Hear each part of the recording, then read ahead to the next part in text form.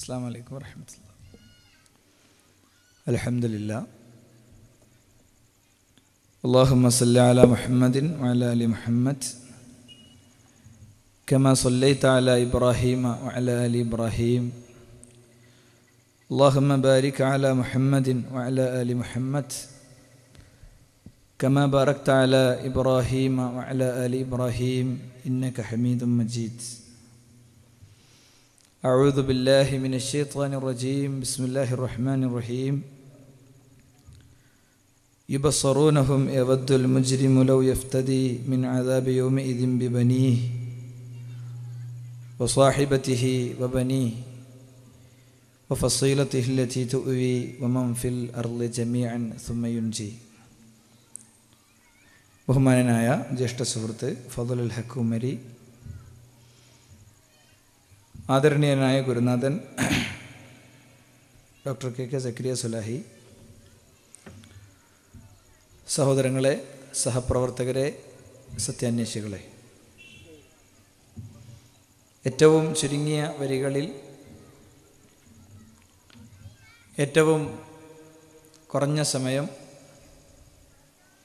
ഏതാനും ചില കാര്യങ്ങൾ നിങ്ങളുടെ ശ്രദ്ധയിൽപ്പെടുത്താനാണ് ഈ സന്ദർഭം ഉപയോഗിക്കുന്നത്.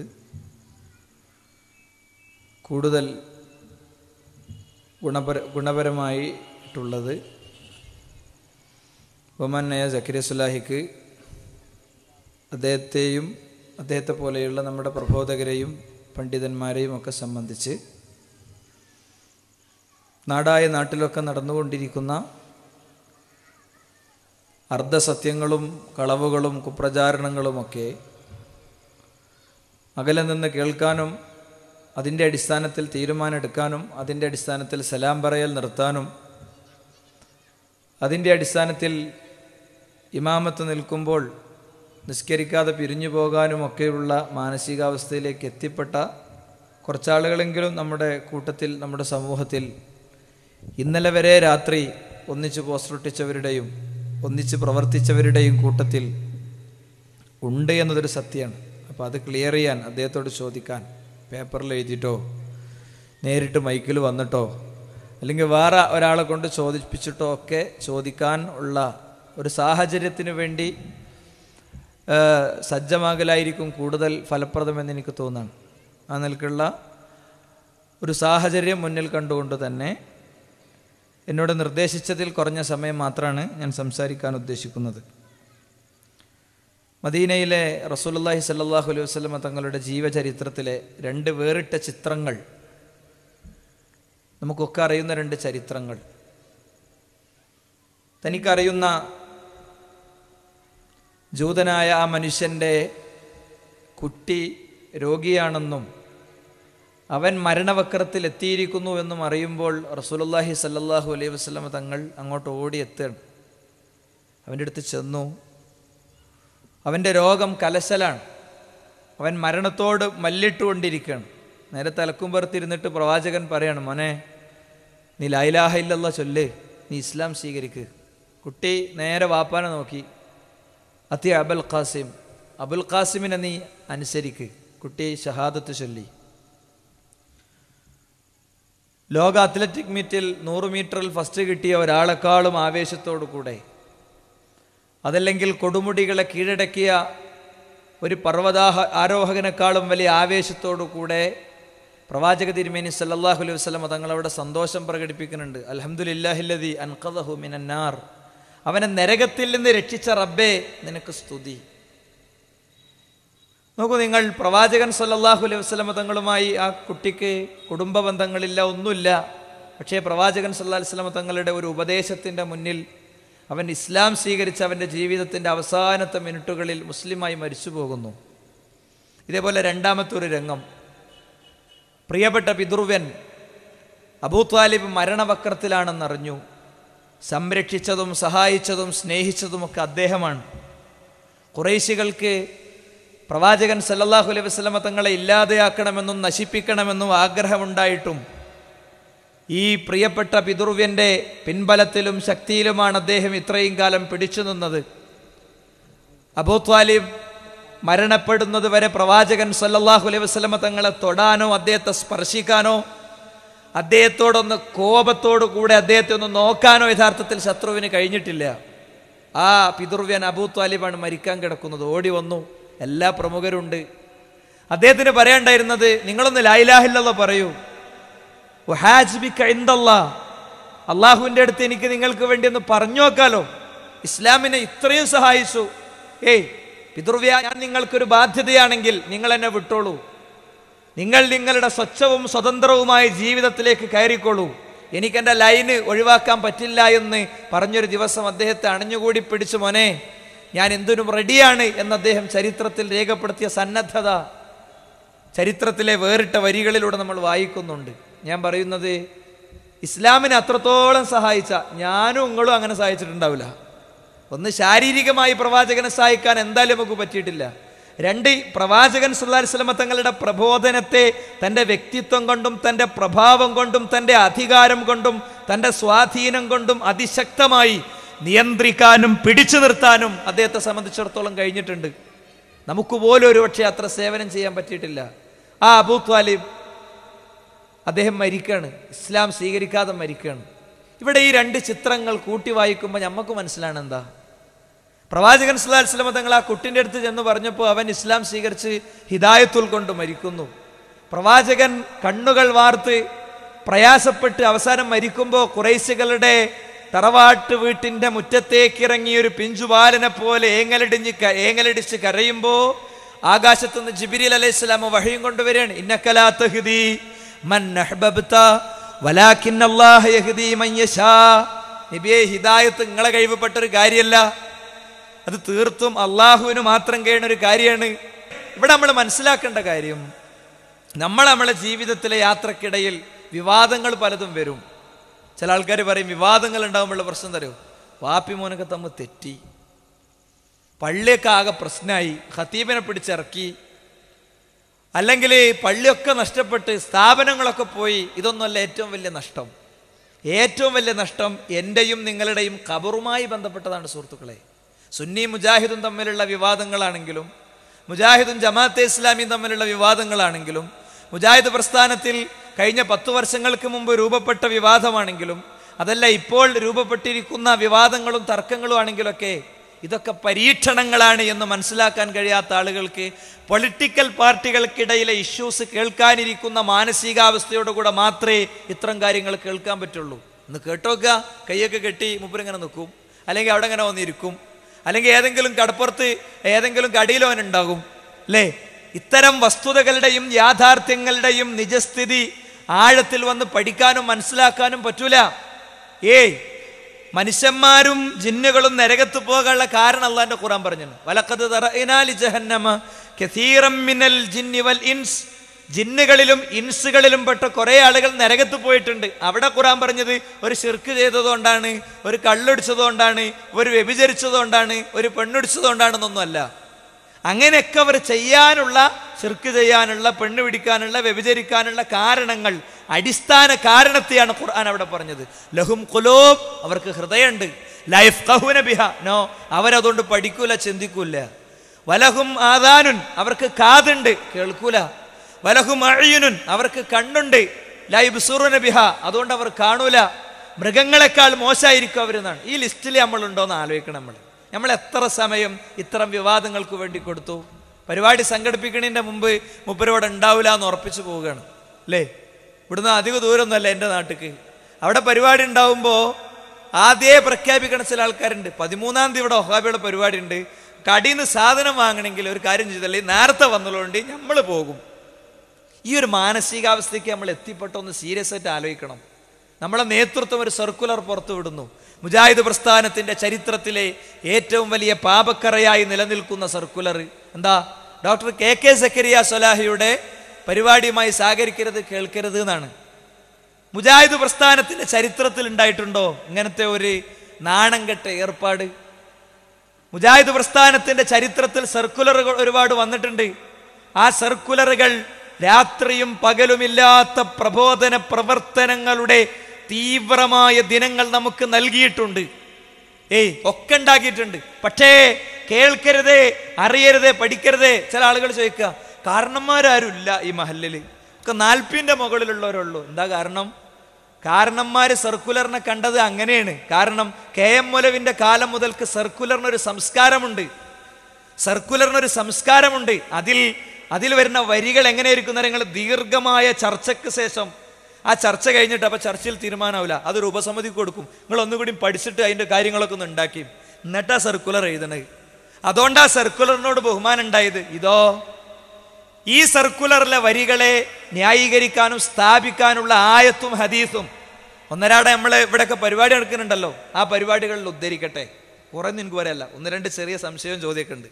ഒരുപാടൊന്നും ചോദിക്കാൻ അറിയില്ല, വളരെ കുറഞ്ഞ വിവരമുള്ളൂ, അങ്ങനെ പ്രസംഗിക്കാനൊന്നും കഴിയില്ല. ഭയങ്കര സാഹിത്യവും ഭയങ്കര പ്രൗഢമായ പ്രസംഗമൊക്കെ വിചാരിച്ചിരിക്കണമെങ്കിൽ കഴിയൂല. ഇവിടെ ഇരിക്കുന്ന ആരും അങ്ങനെ ഭയങ്കരമായ പ്രസംഗമൊന്നും പറ്റണമല്ല. പക്ഷെ ചെറിയ ചില സംശയങ്ങൾ എന്തുകൊണ്ടാ? കാരണന്മാരൊക്കെ ഇതിന് വായിച്ചോടുകൂടെ KM മൗലവിന്റെ കാലഘട്ടം മുതൽക്ക് സർക്കുലറും കാര്യമൊക്കെ കാണുമ്പോൾ ഉണ്ടാകുന്ന ഒരു മാനസികാവസ്ഥ ഉണ്ട്. അങ്ങനെ തന്നെ കണ്ട് ഇതൊക്കെ വളരെ പഠിച്ചിട്ടുണ്ട്. മൂപ്പര പരിപാടിക്ക് പോയാൽ ഭയങ്കര പ്രശ്നമാണ്. അതിൻ്റെ കുറേ ആയത്തും ഹദീസും തെളിവൊക്കെ അവിടെ മീറ്റിങ്ങിൽ ചർച്ചക്ക് വന്നതിൻ്റെ ശേഷം വന്നതെന്ന് വിചാരിച്ചിട്ടാണ്. നമുക്ക് ഉണ്ടായിക്കൂടാ. നമ്മളെ ഹൃദയം പണിയെടുക്കണം. റിയൽ എസ്റ്റേറ്റിൻ്റെ കച്ചവടത്തിനുള്ള തലകൊണ്ടുള്ള പണിയല്ല. നമ്മളെ കാത് പണിയെടുക്കണം. എന്തിന്? എന്നെ കൊണ്ടുപോയിട്ട് ചെരിച്ച് കിടത്തിയിട്ട് അതിൻ്റെ മുകളിൽ കല്ല് വെച്ച് മണ്ണിട്ട് മൂടിപ്പോരുമ്പോൾ സംഘടന ഉണ്ടാവില്ല, സർക്കുലറും ഉണ്ടാവില്ല, ലെറ്റർ ഹെഡും ഉണ്ടാവില്ല, ഒന്നും ഉണ്ടാവില്ല. ഞാൻ മാത്രമേ ഉണ്ടാവുള്ളൂ അല്ലേ? ആ ഒരു ദിവസത്തേക്കും സമയത്തേക്കും ഒരു ചെറിയ പണി നമ്മൾ എടുക്കണം. അതാ ഞാൻ പറഞ്ഞത്, ഹിദായത്ത് എന്നുള്ളത് നമ്മൾ പ്രാർത്ഥിച്ചും അധ്വാനിച്ചും ഒക്കെ കഷ്ടപ്പെട്ടും പോയാൽ തന്നെ ചിലപ്പോൾ കിട്ടുന്ന സാധനമാണ്. അതുകൊണ്ടാണ് ഞാൻ പറഞ്ഞത്, വിവാദങ്ങളിൽ നഷ്ടപ്പെടുന്നത് ഒരിക്കലും പള്ളി മദ്രസും അല്ല, ഖുതുബയല്ല, അല്ലെങ്കിൽ വാപ്പി മോനും തമ്മിൽ തെറ്റണതല്ല. അതൊക്കെ അതിൻ്റെ ബൈ പ്രൊഡക്ട്സ് ആണ്.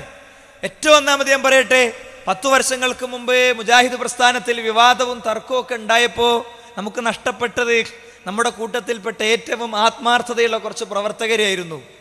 അവർക്ക് ഹിദായത്ത് നഷ്ടപ്പെടാൻ കണ്ട് പല കാരണങ്ങളുണ്ടായിരുന്നു.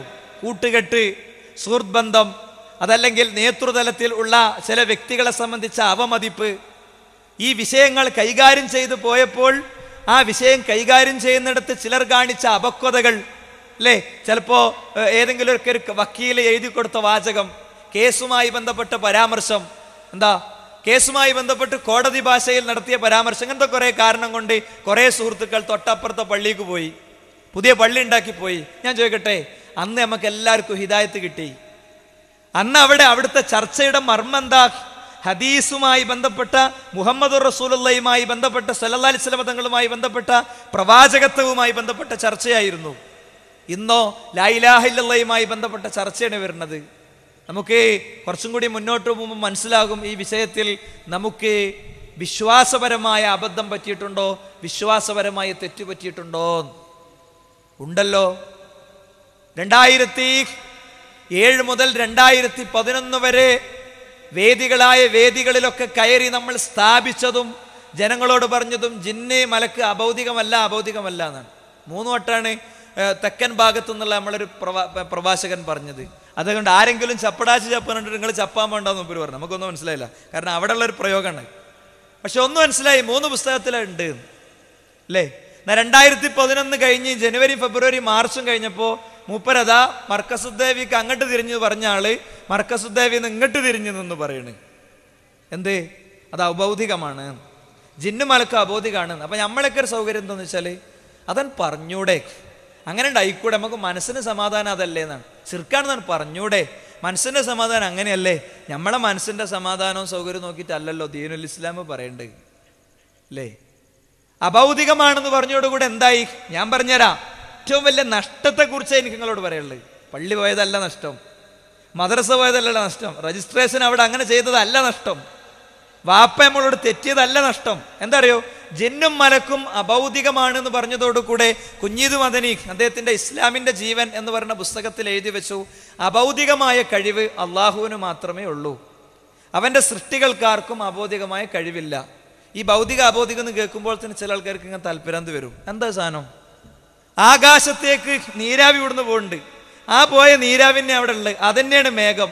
പക്ഷേ ആ മേഘപാളികളിൽ നിന്ന് മഴ പെയ്യിപ്പിക്കണമെന്ന് ഏറ്റവും വലിയ ശാസ്ത്രകാരൻ വിചാരിച്ചാൽ നടക്കൂല. നടക്കുമെങ്കിൽ ഇപ്പൊ പെയ്യിക്കൂലേ? മേഘപാളികളിൽ നിന്ന് മഴയിറങ്ങുന്നു, റബ്ബിന് മാത്രം കഴിയുന്ന ഒരു കാര്യമാണ് അല്ലേ? അല്ലെങ്കിൽ നമ്മളൊരു വിത്ത് പോയി വാങ്ങിക്കൊണ്ടിരുന്നു കടയിൽ നിന്ന്, വിത്ത് വാങ്ങാൻ നമുക്ക് പറ്റും, വിത്ത് പിന്നെ വാങ്ങിയിട്ട് അതിനൊരു കുഴി ഉണ്ടാക്കാൻ നമുക്ക് പറ്റും, അതവിടെ ഇടാൻ നമുക്ക് പറ്റും. പക്ഷെ ആ ഇട്ട വിത്തില്ലേ അതാണ് മുളപ്പിക്കണം, അത് റബ്ബിന് മാത്രം കഴിയുന്ന കാര്യമാണ്.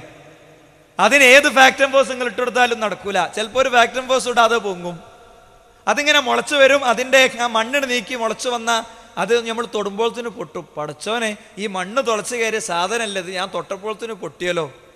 റബ്ബിന് മാത്രം കഴിയുന്ന കാര്യമാണത്. ഇങ്ങനെ കാര്യകാരണ ബന്ധത്തിന്റെ അപ്പുറത്ത് നമുക്ക് ന്യായവും കാരണം ഒന്നും അറിയാത്ത വിഷയങ്ങൾ, ആ കാര്യങ്ങൾ അത് റബ്ബിന്റെ മാത്രം കഴിവാണ്, സൃഷ്ടികൾക്ക് കഴിയൂല എന്ന് കുഞ്ഞീതും അതിന് എഴുതി വെച്ചു. നിങ്ങൾ ശരിക്കും മനസ്സിൽ പഠിച്ചേക്കണം. എന്നിട്ട് വല്ലൊരു വൈക്ക് വരുന്നുണ്ടെങ്കിൽ ഓലും മറുപടി പറയേണ്ടത് ഇതിനൊക്കെയാണ്. രണ്ടാമത്തെ കാര്യം എന്താ അറിയോ? KK മുഹമ്മദ് അബ്ദുൽ കരീം സാഹിബ് KM മൗലവിയുടെ ചരിത്രത്തെ സംബന്ധിച്ച് വിശദമായി എഴുതിയപ്പോൾ വിശുദ്ധ ഖുർആനിന് അമാനി മൗലവിന്റെ കൂടെ പരിഭാഷ എഴുതാൻ കൂടെ ഇരുന്ന PK മൂസ മൗലവി അതിന്റെ അവതാരികയിൽ എഴുതി,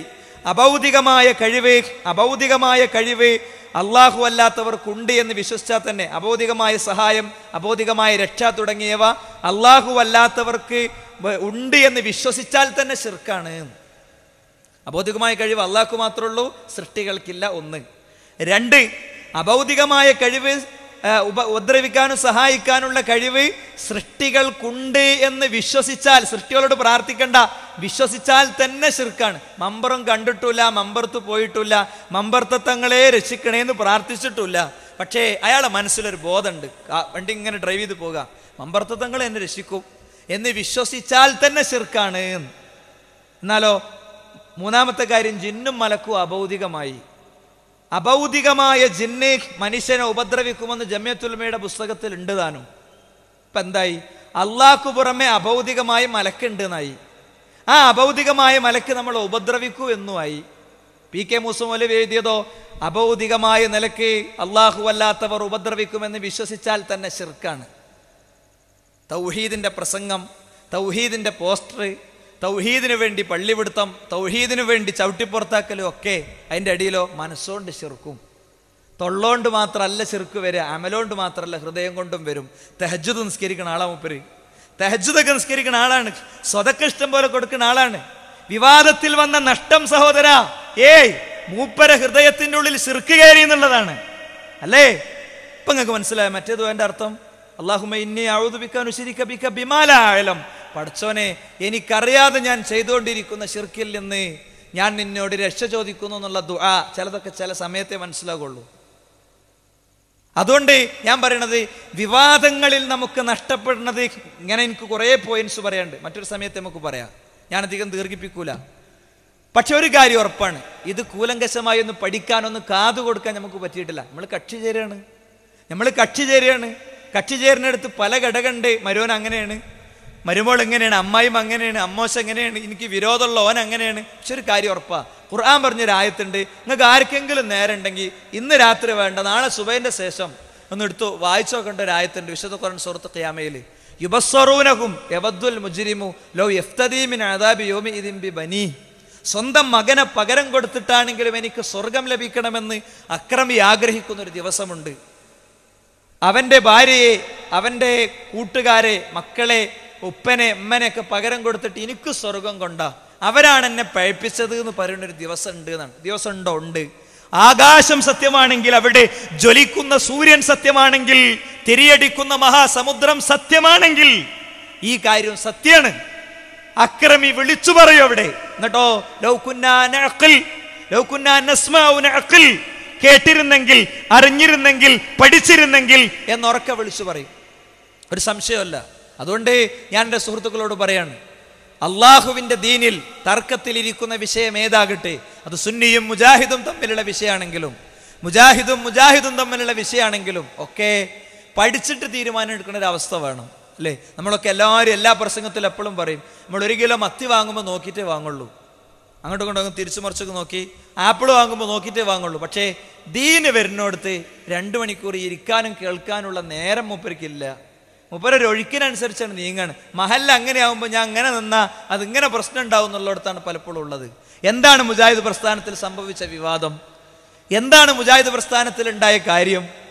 മുജാഹിദ് പ്രസ്ഥാനത്തിലുണ്ടായ കാര്യത്തെക്കുറിച്ച് പറയുമ്പോൾ നിങ്ങളൊക്കെ ചർച്ച ചെയ്യണത് ഭൗതികം അഭൗതികം അല്ലേ, റുഖിയ ശറയ്യ, പിന്നെ ജിന്ന്, ഇങ്ങനെ പല വിഷയവും ചർച്ച ചെയ്യാണ്. ആ ചർച്ച കേൾക്കുമ്പോൾ നദുവത്തിൻ്റെയും അതിൻ്റെ ഘടകങ്ങളുടെയും ഒക്കെ യോഗങ്ങളിൽ പോയിരിക്കണ ഞങ്ങൾക്ക് ശരിയാണ് വരല്. എന്താ നിങ്ങൾ എൻ്റെ മോനെ വീട്ടിൽ നിന്ന് ഞാൻ ഇറങ്ങുമ്പോൾ എൻ്റെ കൂടെ വരാൻ കരയും. പക്ഷെ ഞാൻ എന്തായാലും ഉണ്ട് എൻ്റെ ഒപ്പം. ഇതാ എൻ്റെ വണ്ടി ഇവിടെ കയറിക്കും, എൻ്റെ കാറായി ആ വണ്ടിയിൽ കയറിക്കും, ഞാൻ എന്നെ കൊണ്ടാക്കി തരാം. ഭയങ്കര കരച്ചിലാ. കരയുമ്പോൾ ഞാൻ എന്ത് ചെയ്യുന്ന അറിയാം, മിഠായി എടുത്തിട്ട് അവൻ്റെ കൈ കൊടുക്കും. പെട്ടെന്ന് അവൻ്റെ അജണ്ട മാറും. എന്താ ഇതെന്ത് മിഠായി വെച്ച് ഇത് ഇവിടുന്ന് എനിക്ക് കിട്ടിയ ഇട ഒന്ന് പൊളിച്ചു തരുമോ, ഇതൊന്ന് പൊളിച്ചു തരുമോ, എന്നിട്ട് പിന്നെ അത് വായിലിട്ടിട്ട് അവൻ അങ്ങനെ അവൻ്റെ കളിക്ക് പോയി എന്ന് പറഞ്ഞ പോലത്തെ ഒരു കളിയാണ് മുജാഹിദ് പ്രസ്ഥാനത്തിൽ നടന്നത്. മനസ്സിലായെങ്കിൽ മർമ്മപ്രധാനമായി എനിക്ക് വീട്ടിൽ നിന്ന് പോകണമല്ലോ, അതിനാണ് ഞാൻ അവനെ മിഠായി കൊടുത്ത്.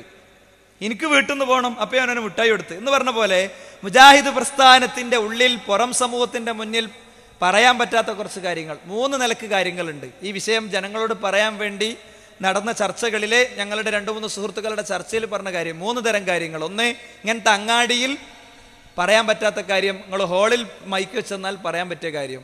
3, അങ്ങാടിയിലും ഹോളിലും മൈക്കിൻ്റെ മുന്നിൽ തന്നെ പറയാൻ പറ്റാത്ത കാര്യം. എന്താ കാരണം? അവർ പരസ്പരം തെറ്റിയാൽ പലതും വിളിച്ചു പറയുന്ന പറഞ്ഞ നിഫാഖ്, മുനാഫിഖിനെ പറ്റി റസൂലുള്ള പറഞ്ഞു കൊടുത്തേക്ക് എത്താൻ ഒരുപക്ഷെ സാധ്യത ഉണ്ടോ എന്ന് പേടിക്കണ കാര്യങ്ങൾ അല്ലേ, അങ്ങനത്തെ കുറച്ച് വിഷയത്തിൽ നടന്നണ്. അപ്പൊ ചില ആളുകൾക്ക് രക്ഷപ്പെടേണ്ടിയിരുന്നു, ചില ആളുകൾക്ക് രക്ഷപ്പെടേണ്ടിയിരുന്നു. 2007 മുതൽക്ക്, അല്ലെങ്കിൽ ഞാൻ കൃത്യമായിട്ട് പറയാം, 2002 ഓഗസ്റ്റ് 23 മുതൽക്ക് മുജാഹിദ് പ്രസ്ഥാനത്തിൽ ശിർക്കാരോപണം തുടങ്ങിയിട്ടുണ്ട്.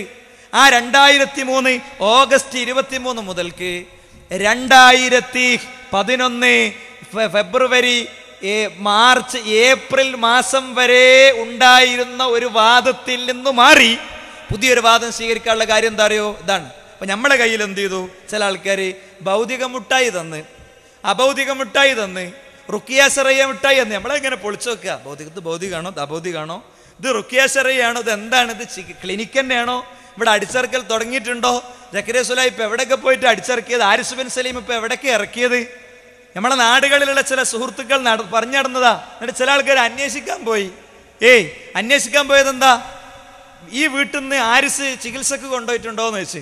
അപ്പൊ പറഞ്ഞു ആരിസിനെ ഇവിടുന്ന് കൊണ്ടുപോയാൽ ചികിത്സക്ക് ഫുള്ള് മൂപ്പര. അപ്പം ഇവർക്ക് ആവേശമായി.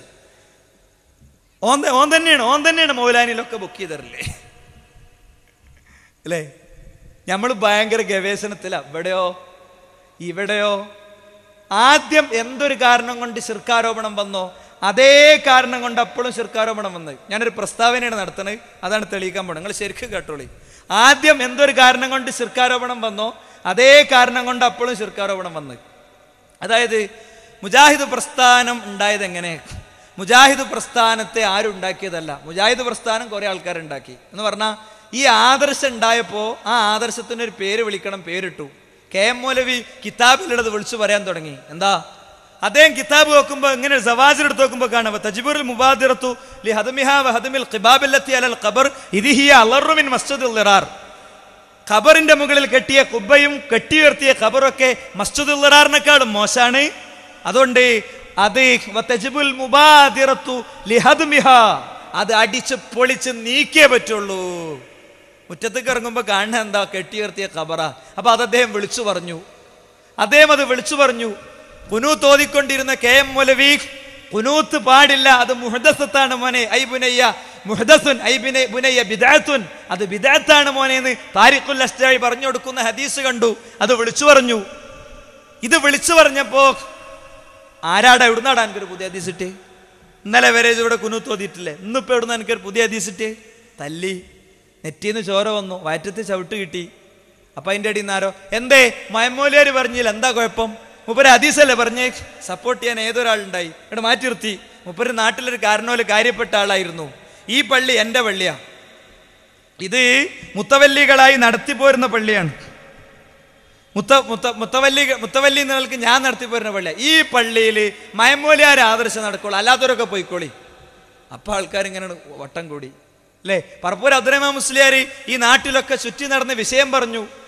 അപ്പോൾ കമ്മിറ്റി കൂടിയപ്പോൾ കമ്മിറ്റിക്കാർക്കൊക്കെ യോജിപ്പ്. പള്ളിയിലെ ഉസ്താദിനെ വിളിച്ച് ചോദിച്ചപ്പോൾ ഉസ്താദ് പറഞ്ഞ് മൈമൂലർ പറഞ്ഞ മാത്രമല്ല ഇബാറത്ത് വേറെയും കുറേ ഉണ്ട്. ഞാൻ നിങ്ങളെ പേടിച്ചിട്ട് പറയായിരുന്ന വേറെ ചില ഉസ്താദുമാർ പറഞ്ഞു അത് മൈമൂലർ പറഞ്ഞോട് എനിക്ക് വിയോജിപ്പുണ്ട്, എന്നാ പിന്നെ ഉസ്താദ് ഇറങ്ങിക്കോളി. ഉസ്താദും ഇരുമ്പിന്റെ പെട്ടിയും കുട്ടികളോട് പോയി. അങ്ങനെ മുജാഹിദ് പ്രസ്ഥാനം ഉണ്ടായത്. എന്നിട്ടാണ് KNM ബാക്കി പേരിട്ട്. ഈ പ്രസ്ഥാനത്തിന്റെ ഈ ഒരു ലൈനിനെ വ്യവസ്ഥാപിതമായി തകർക്കുന്ന ഒരു രണ്ടാം ഘട്ടം മുജാഹിദ് പ്രസ്ഥാനത്തിലുണ്ടായി. പല ഘടകങ്ങൾ അതിലുണ്ട്. ചില പുറം ദേശങ്ങളിൽ നിന്നുള്ള ഗ്രന്ഥങ്ങളുടെ സ്വാധീനം, ഈജിപ്ത് പോലെയുള്ള ദേശങ്ങളിൽ നിന്നുള്ള ഗ്രന്ഥങ്ങളുടെ സ്വാധീനവും കാരണമൊക്കെ ഏറ്റവും ശക്തിപ്പെട്ട സാഹചര്യങ്ങളുണ്ടായി. ഇഖ്വാനുൽ മുസ്ലിമിന്റെ സ്വാധീനങ്ങളുണ്ടായി. ഇത്തരം ചിന്തകളുള്ളവർ നേതൃതലത്തിൽ വന്നു. അതിന് സംഘടിത ഭാവം കൈവന്നു. അത് കൈയോടെ നമ്മൾ പിടികൂടി പ്രാമാണികമായി ഓരോന്നും സംഘടനാപരമായ പ്രശ്നങ്ങൾ ഇത് വിശദീകരിക്കാനെന്ന് ആർക്കും പറ്റിയിരുന്നു. കഴിഞ്ഞ കാലത്തെ പ്രശ്നത്തിന്റെ സൗകര്യം തരങ്ങൾ വിശദീകരിക്കാൻ ആർക്കും പറ്റിയിരുന്നു. ഇപ്പോൾ ഉള്ളതോ വിശദീകരിക്കണമെങ്കിൽ ആരാണോ അതൊക്കെ ഡീൽ ചെയ്ത ആള് മൂപ്പരനെ വരണം. മൂപ്പരന് വന്നാലേ ശരിക്കുണ്ടാകുള്ളൂ. വേറെ ആര് വന്നാലും ശരിക്കാകണില്ല. അല്ലേ? കൃത്യമായി സംഘടനാ കാര്യങ്ങളും ആദർശ കാര്യങ്ങളും ജനങ്ങളോട് പറഞ്ഞപ്പോൾ ബഹുമാന്യരായ മടവൂർ വിഭാഗത്തിലെ സുഹൃത്തുക്കൾക്ക് മനസ്സിലായി ഞങ്ങൾ ഒലിച്ചു പോവുകയാണ്. 2002 ഓഗസ്റ്റ് 12 ഗവൺമെന്റ് ജാമ്യനദിവിന്റെ അപ്പുറത്തെ മുന്നിലെ സലാഹ് സ്റ്റോഴ്സിന്റെ മുമ്പിൽ TV-യിൽ ഹുസൈൻ മടവൂർ പ്രത്യക്ഷപ്പെട്ട് എപിനെയും DPനെയും പുറത്താക്കുന്നു. എപിനെയും DPനെ അദ്ദേഹം 8 ആള് ബാക്കി 35 ആളെ പുറത്താക്കുന്ന ഞാൻ കൗതുക വാർത്തയാണ് വായിച്ചതെന്ന് മാത്രം ബഹുമാനനായ ഹുസൈൻ മടവൂർ പറഞ്ഞില്ല. അല്ലേ? അവിടുന്ന് അടുത്ത തൊട്ടാഴ്ച ശബാബിൽ കാണുന്നു 2002 ഓഗസ്റ്റ് 23 ശബാബ് എടുത്തു നോക്കിയാൽ മൻഹജ് വാദം പിശാച് പൂജയിലേക്ക് കൂപ്പുകുത്തിച്ചു. അന്ന് തുടങ്ങിയതാ ശിർക്കാരോപണം. എന്താ കാരണം? ഇനി രക്ഷപ്പെടണമെങ്കിൽ ഒറ്റ വഴിയേ ഉള്ളൂ, മുജാഹിദുകൾ ശിർക്കിലേക്ക് പോയി എന്ന് പറയണം. രക്ഷപ്പെടാൻ വേണ്ടി ഇറക്കിയ ചീട്ടാണിത് എന്നർത്ഥം. 2 വർഷങ്ങൾക്ക് മുമ്പ് സംഘടന പ്രൈവറ്റ് രജിസ്ട്രേഷൻ നടത്തിയതും സംഘടനയുടെ ഉള്ളിൽ നടത്തിയ കളികളൊക്കെ ജനങ്ങളെടുത്തേക്കാണ് ചെന്നപ്പോ സ്നേഹിച്ചിരുന്നവരൊക്കെ കൈവിട്ടുപോയപ്പോ അവസാനം പൊട്ടിച്ച ബോംബാണ് ശിർക്കാരോപണം. അതിനൊന്നുകൂടി ഫ്രെയിം ചെയ്തു. സിഹിറിൽ വിശ്വസിക്കുന്നതിലൂടെ ശിർക്ക് സംഭവിക്കുന്നു എന്ന് അവർ പറഞ്ഞു. കാരണം ജിന്നും മലക്കും സലാം സുലമിക്ക് പണ്ടേ അഭൗതികമാണ്. അപ്പൊ അഭൗതികമായ സഹായം അള്ളാഹു അല്ലാത്തിരുന്ന് വരും, അഭൗതികമായ ഉപദ്രവം അള്ളാഹു അല്ലാത്തിരുന്ന് വരും എന്ന് വിശ്വസിച്ചാൽ തന്നെ ശിർക്കാണ്. അപ്പോ ജിന്നിൽ വർക്കൗട്ട് ചെയ്യപ്പെടുന്നത് പിശാചാണ്. അപ്പൊ പിശാചിന്റെ പ്രവർത്തനം അഭൗതികമാണ്. അതുകൊണ്ട് ആ അഭൗതികമായ പ്രവർത്തനം പിശാചിൽ നിന്ന് വരുന്നു എന്ന് വിശ്വസിക്കുന്നതിലൂടെ നിങ്ങൾ ശിർക്കിലേക്ക് പോയി എന്ന് പ്രസംഗിച്ചു. പക്ഷെ അതിനൊന്നും ഗ്യാസ് കിട്ടിയില്ല. കാരണം എന്താ അറിയോ? നമ്മളെ ബാലവേദി കുട്ടി വരെ ചോദിച്ചു, അല്ല ഉസ്താദേ അപ്പൊ നിങ്ങളെ വാപ്പ അലവി മൗലവി മുശ്രിക്കായിട്ടാ മരിച്ചു പോയത്? അമാനി മോലിന്റെ തഫ്സീറിലുണ്ടല്ലോ, സൂറത്തു ഫലക്കിന്റെ വ്യാഖ്യാനത്തിലുണ്ടല്ലോ. അപ്പൊ അതോ KM മൗലവി ഇത് അംഗീകരിച്ചിട്ടുണ്ടല്ലോ, അതോ എന്ന് ചോദിക്കാൻ തുടങ്ങിയതോടുകൂടി അതിന്റെ ഗ്യാസും പോയി. രക്ഷപ്പെടാൻ വേണ്ടി ഇറക്കിയ ചീട്ട് നഷ്ടപ്പെട്ടു. പക്ഷെ ഇതിൻ്റെ ഇടയ്ക്ക് ഒരു ദുരന്തമുണ്ടായി. ആ ദുരന്തം എന്താ അറിയോ? ഇവിടുത്തെ പൗരോഹിത്യത്തിന് ഒരു പുതിയ അജണ്ട കിട്ടി. അതെന്താ? നമ്മളെ വിശ്വാസം എന്താ? അഭൗതികമായ സഹായം അള്ളാഹിൻ്റെ അടുത്ത് നിന്ന് മാത്രമേ വരുള്ളൂ എന്നാണ്. അതുകൊണ്ടാണ് മൊഹീദ്ദീൻ ഷേഖ് രക്ഷിക്കൂല എന്ന് പറയണത്, അദ്ദേഹത്തിന് അത് പറ്റൂല എന്ന് പറയണത്. ഇവർക്കൊരു തുരുപ്പ് ചീട്ട് കിട്ടി. അഭൗതികമാണ് മലക്ക്, അഭൗതികമാണ് ജിന്ന്. അപ്പോ അഭൗതികം മലക്കും ജിന്നും അഭൗതിക ആയതോടുകൂടെ ജിന്നിന്റെ അടുത്തുനിന്നും മലക്കിന്റെ അടുത്തുനിന്നും സഹായവും സംഗതിയും കിട്ടുന്നുണ്ട് എന്നുള്ളതിൽ മുജാഹിദീങ്ങൾക്ക് സംശയമല്ലല്ലോ. മലക്കിന്റെ അടുത്ത് എന്തായാലും കിട്ടിയിട്ടുണ്ടല്ലോ, ബദറിൽ റസൂലാനെ സഹായിച്ചിട്ടുണ്ടല്ലോ. അപ്പൊ അഭൗതികമായ സഹായം അള്ളാഹിന്റെ അടുത്തുനിന്ന് മാത്രമെന്ന നിങ്ങളെ തത്വം പൊളിഞ്ഞില്ലേ വഹാബികളെ? ഇതാ മലക്കുകൾ അഭൗതികമല്ലേ എന്ന് ചോദിച്ച് രംഗത്ത് വന്നു. അതൊന്നും കൂടി ഹമീദ് ഫൈസി പഠിച്ച് അദ്ദേഹം എഴുതാൻ തുടങ്ങിയപ്പോൾ മറുപടി പറയാനും എഴുതാനൊക്കെ എന്നുണ്ടായിരുന്ന ആളുകൾ മറുപടി പറയാനും എഴുതാനും രംഗത്ത് വന്നു. ഒരു പുതിയ വിഷയം അത് സമർത്ഥിക്കണം. ജബ്ബാർ മൗലവി ഇസ്ലാഹ് മാസികയിൽ അത് സമർത്ഥിച്ചെഴുതി. അത് സമർത്ഥിക്കുമ്പോൾ ലേഖകൻ ചെയ്യുന്ന ദൗത്യാണ് വിഷയം മനസ്സിലാകാൻ വേണ്ടി ഉദാഹരണം പ്രയോഗിക്കുക എന്നുള്ളത്. ഉദാഹരണം പ്രയോഗിച്ചു. ഒരാൾ ഇരുട്ടിലൂടെ നടന്നു പോകുന്നു, ഒരു ശബ്ദം കേൾക്കുന്നു, ജിന്നാണെന്ന് വിചാരിക്കുന്നു, എന്നെ ഒന്ന് രക്ഷിക്കണം, എന്നെ ഒന്ന് സഹായിക്കണം എന്ന് പറഞ്ഞാൽ അത് ശിർക്കല്ല. എന്തുകൊണ്ട് ശിർക്കല്ല? അതിൽ അബൗദികതയൊന്നുമില്ല. എന്തുകൊണ്ട് അബൗദികത അല്ല? ഇവിടെ ഉള്ള ആളാണ്, പരിധിയിലുള്ള ആളാണ്, കേൾക്കുന്ന ആളാണ്, ചെയ്യാൻ പറ്റുന്ന ആളാണ്. അയാളോടാ ചോദിച്ചത്, അല്ലാതെ ഒന്നുമല്ല ചോദിച്ചത് എന്ന് പറഞ്ഞ് വിഷയം സമർത്ഥിച്ചു. അപ്പോഴാണ് ശിർക്കാരോപണത്തിന്റെ തെളിവും തേടി നടക്കണേ ഇവരുടെ പണ്ഡിതന്മാരെ കയ്യിൽ ഈ പേപ്പർ കിട്ടുന്നത്. ഈ ഇസ്ലാഹ് കിട്ടണം. അടുത്ത ആഴ്ച മുതൽക്ക് ഭയങ്കരമായ 10 ആൾ 20 ആളൊക്കെ മുന്നിലിരുത്തിയിട്ട് ഭയങ്കര ശിർക്കാരോപണം അല്ലേ? ശിർക്കാരോപണം ആര് നടത്തിയോ ഓൾക്ക് ഉണ്ടാവില്ല, ആള് ഉണ്ടാകൂല. അലനല്ലൂരത്തെ 2 സദസ്സ് കണ്ടിട്ട് നിങ്ങൾ കേരളം വിലയിരുത്തണ്ട. അലനല്ലൂരത്തെ 2 സദസ്സ് കണ്ടിട്ട് നിങ്ങൾ കേരളം വിലയിരുത്തണ്ട. കേരളം മൊത്തം വിലയിരുത്തി നോക്കി. നമ്മൾ 1500-2000 ആളുകളെ വെച്ച് പ്രഭാഷണം നടത്തിയിരുന്ന മഹാപ്രഭാഷകന്മാർ, പ്രബോധകന്മാർ ക്യാമ്പസുകളിൽ മേൽവിലാസമുണ്ടെന്ന് വിചാരിച്ച് പ്രോഫ്കോൺ പ്രഖ്യാപിച്ച് രംഗത്ത് വന്നപ്പോ എന്ത് ചെയ്തു അറിയോ? 22 ആളെയും 13 ആളെയൊക്കെ വെച്ച് ഭയങ്കര സ്നേഹസംവാദം നടത്തിയ ആൾക്കാർ നമ്മുടെ കൂട്ടത്തിലുണ്ട്. അള്ളാഹു എല്ലാവർക്കും ഹിദായത്ത് നടത്തി കൊടുക്കുമാറാകട്ടെ. വീണ്ടും അവരോടി 2007 മുതൽക്ക് 2007, 2008, 2009, 2010, 2011 ജനുവരി, ഫെബ്രുവരി, മാർച്ച് വരെ ഓടി. ആരൊക്കെ? എല്ലാവരും ഒന്നിച്ച് ഇത് ഉയർത്തിപ്പിടിച്ചു. ഒരു സ്ഥലത്തല്ല, ഒരുപാട് സ്ഥലത്ത്. ഒരു സംശയമാണത്, എനിക്കുള്ള 3ാമത്തെ സംശയം.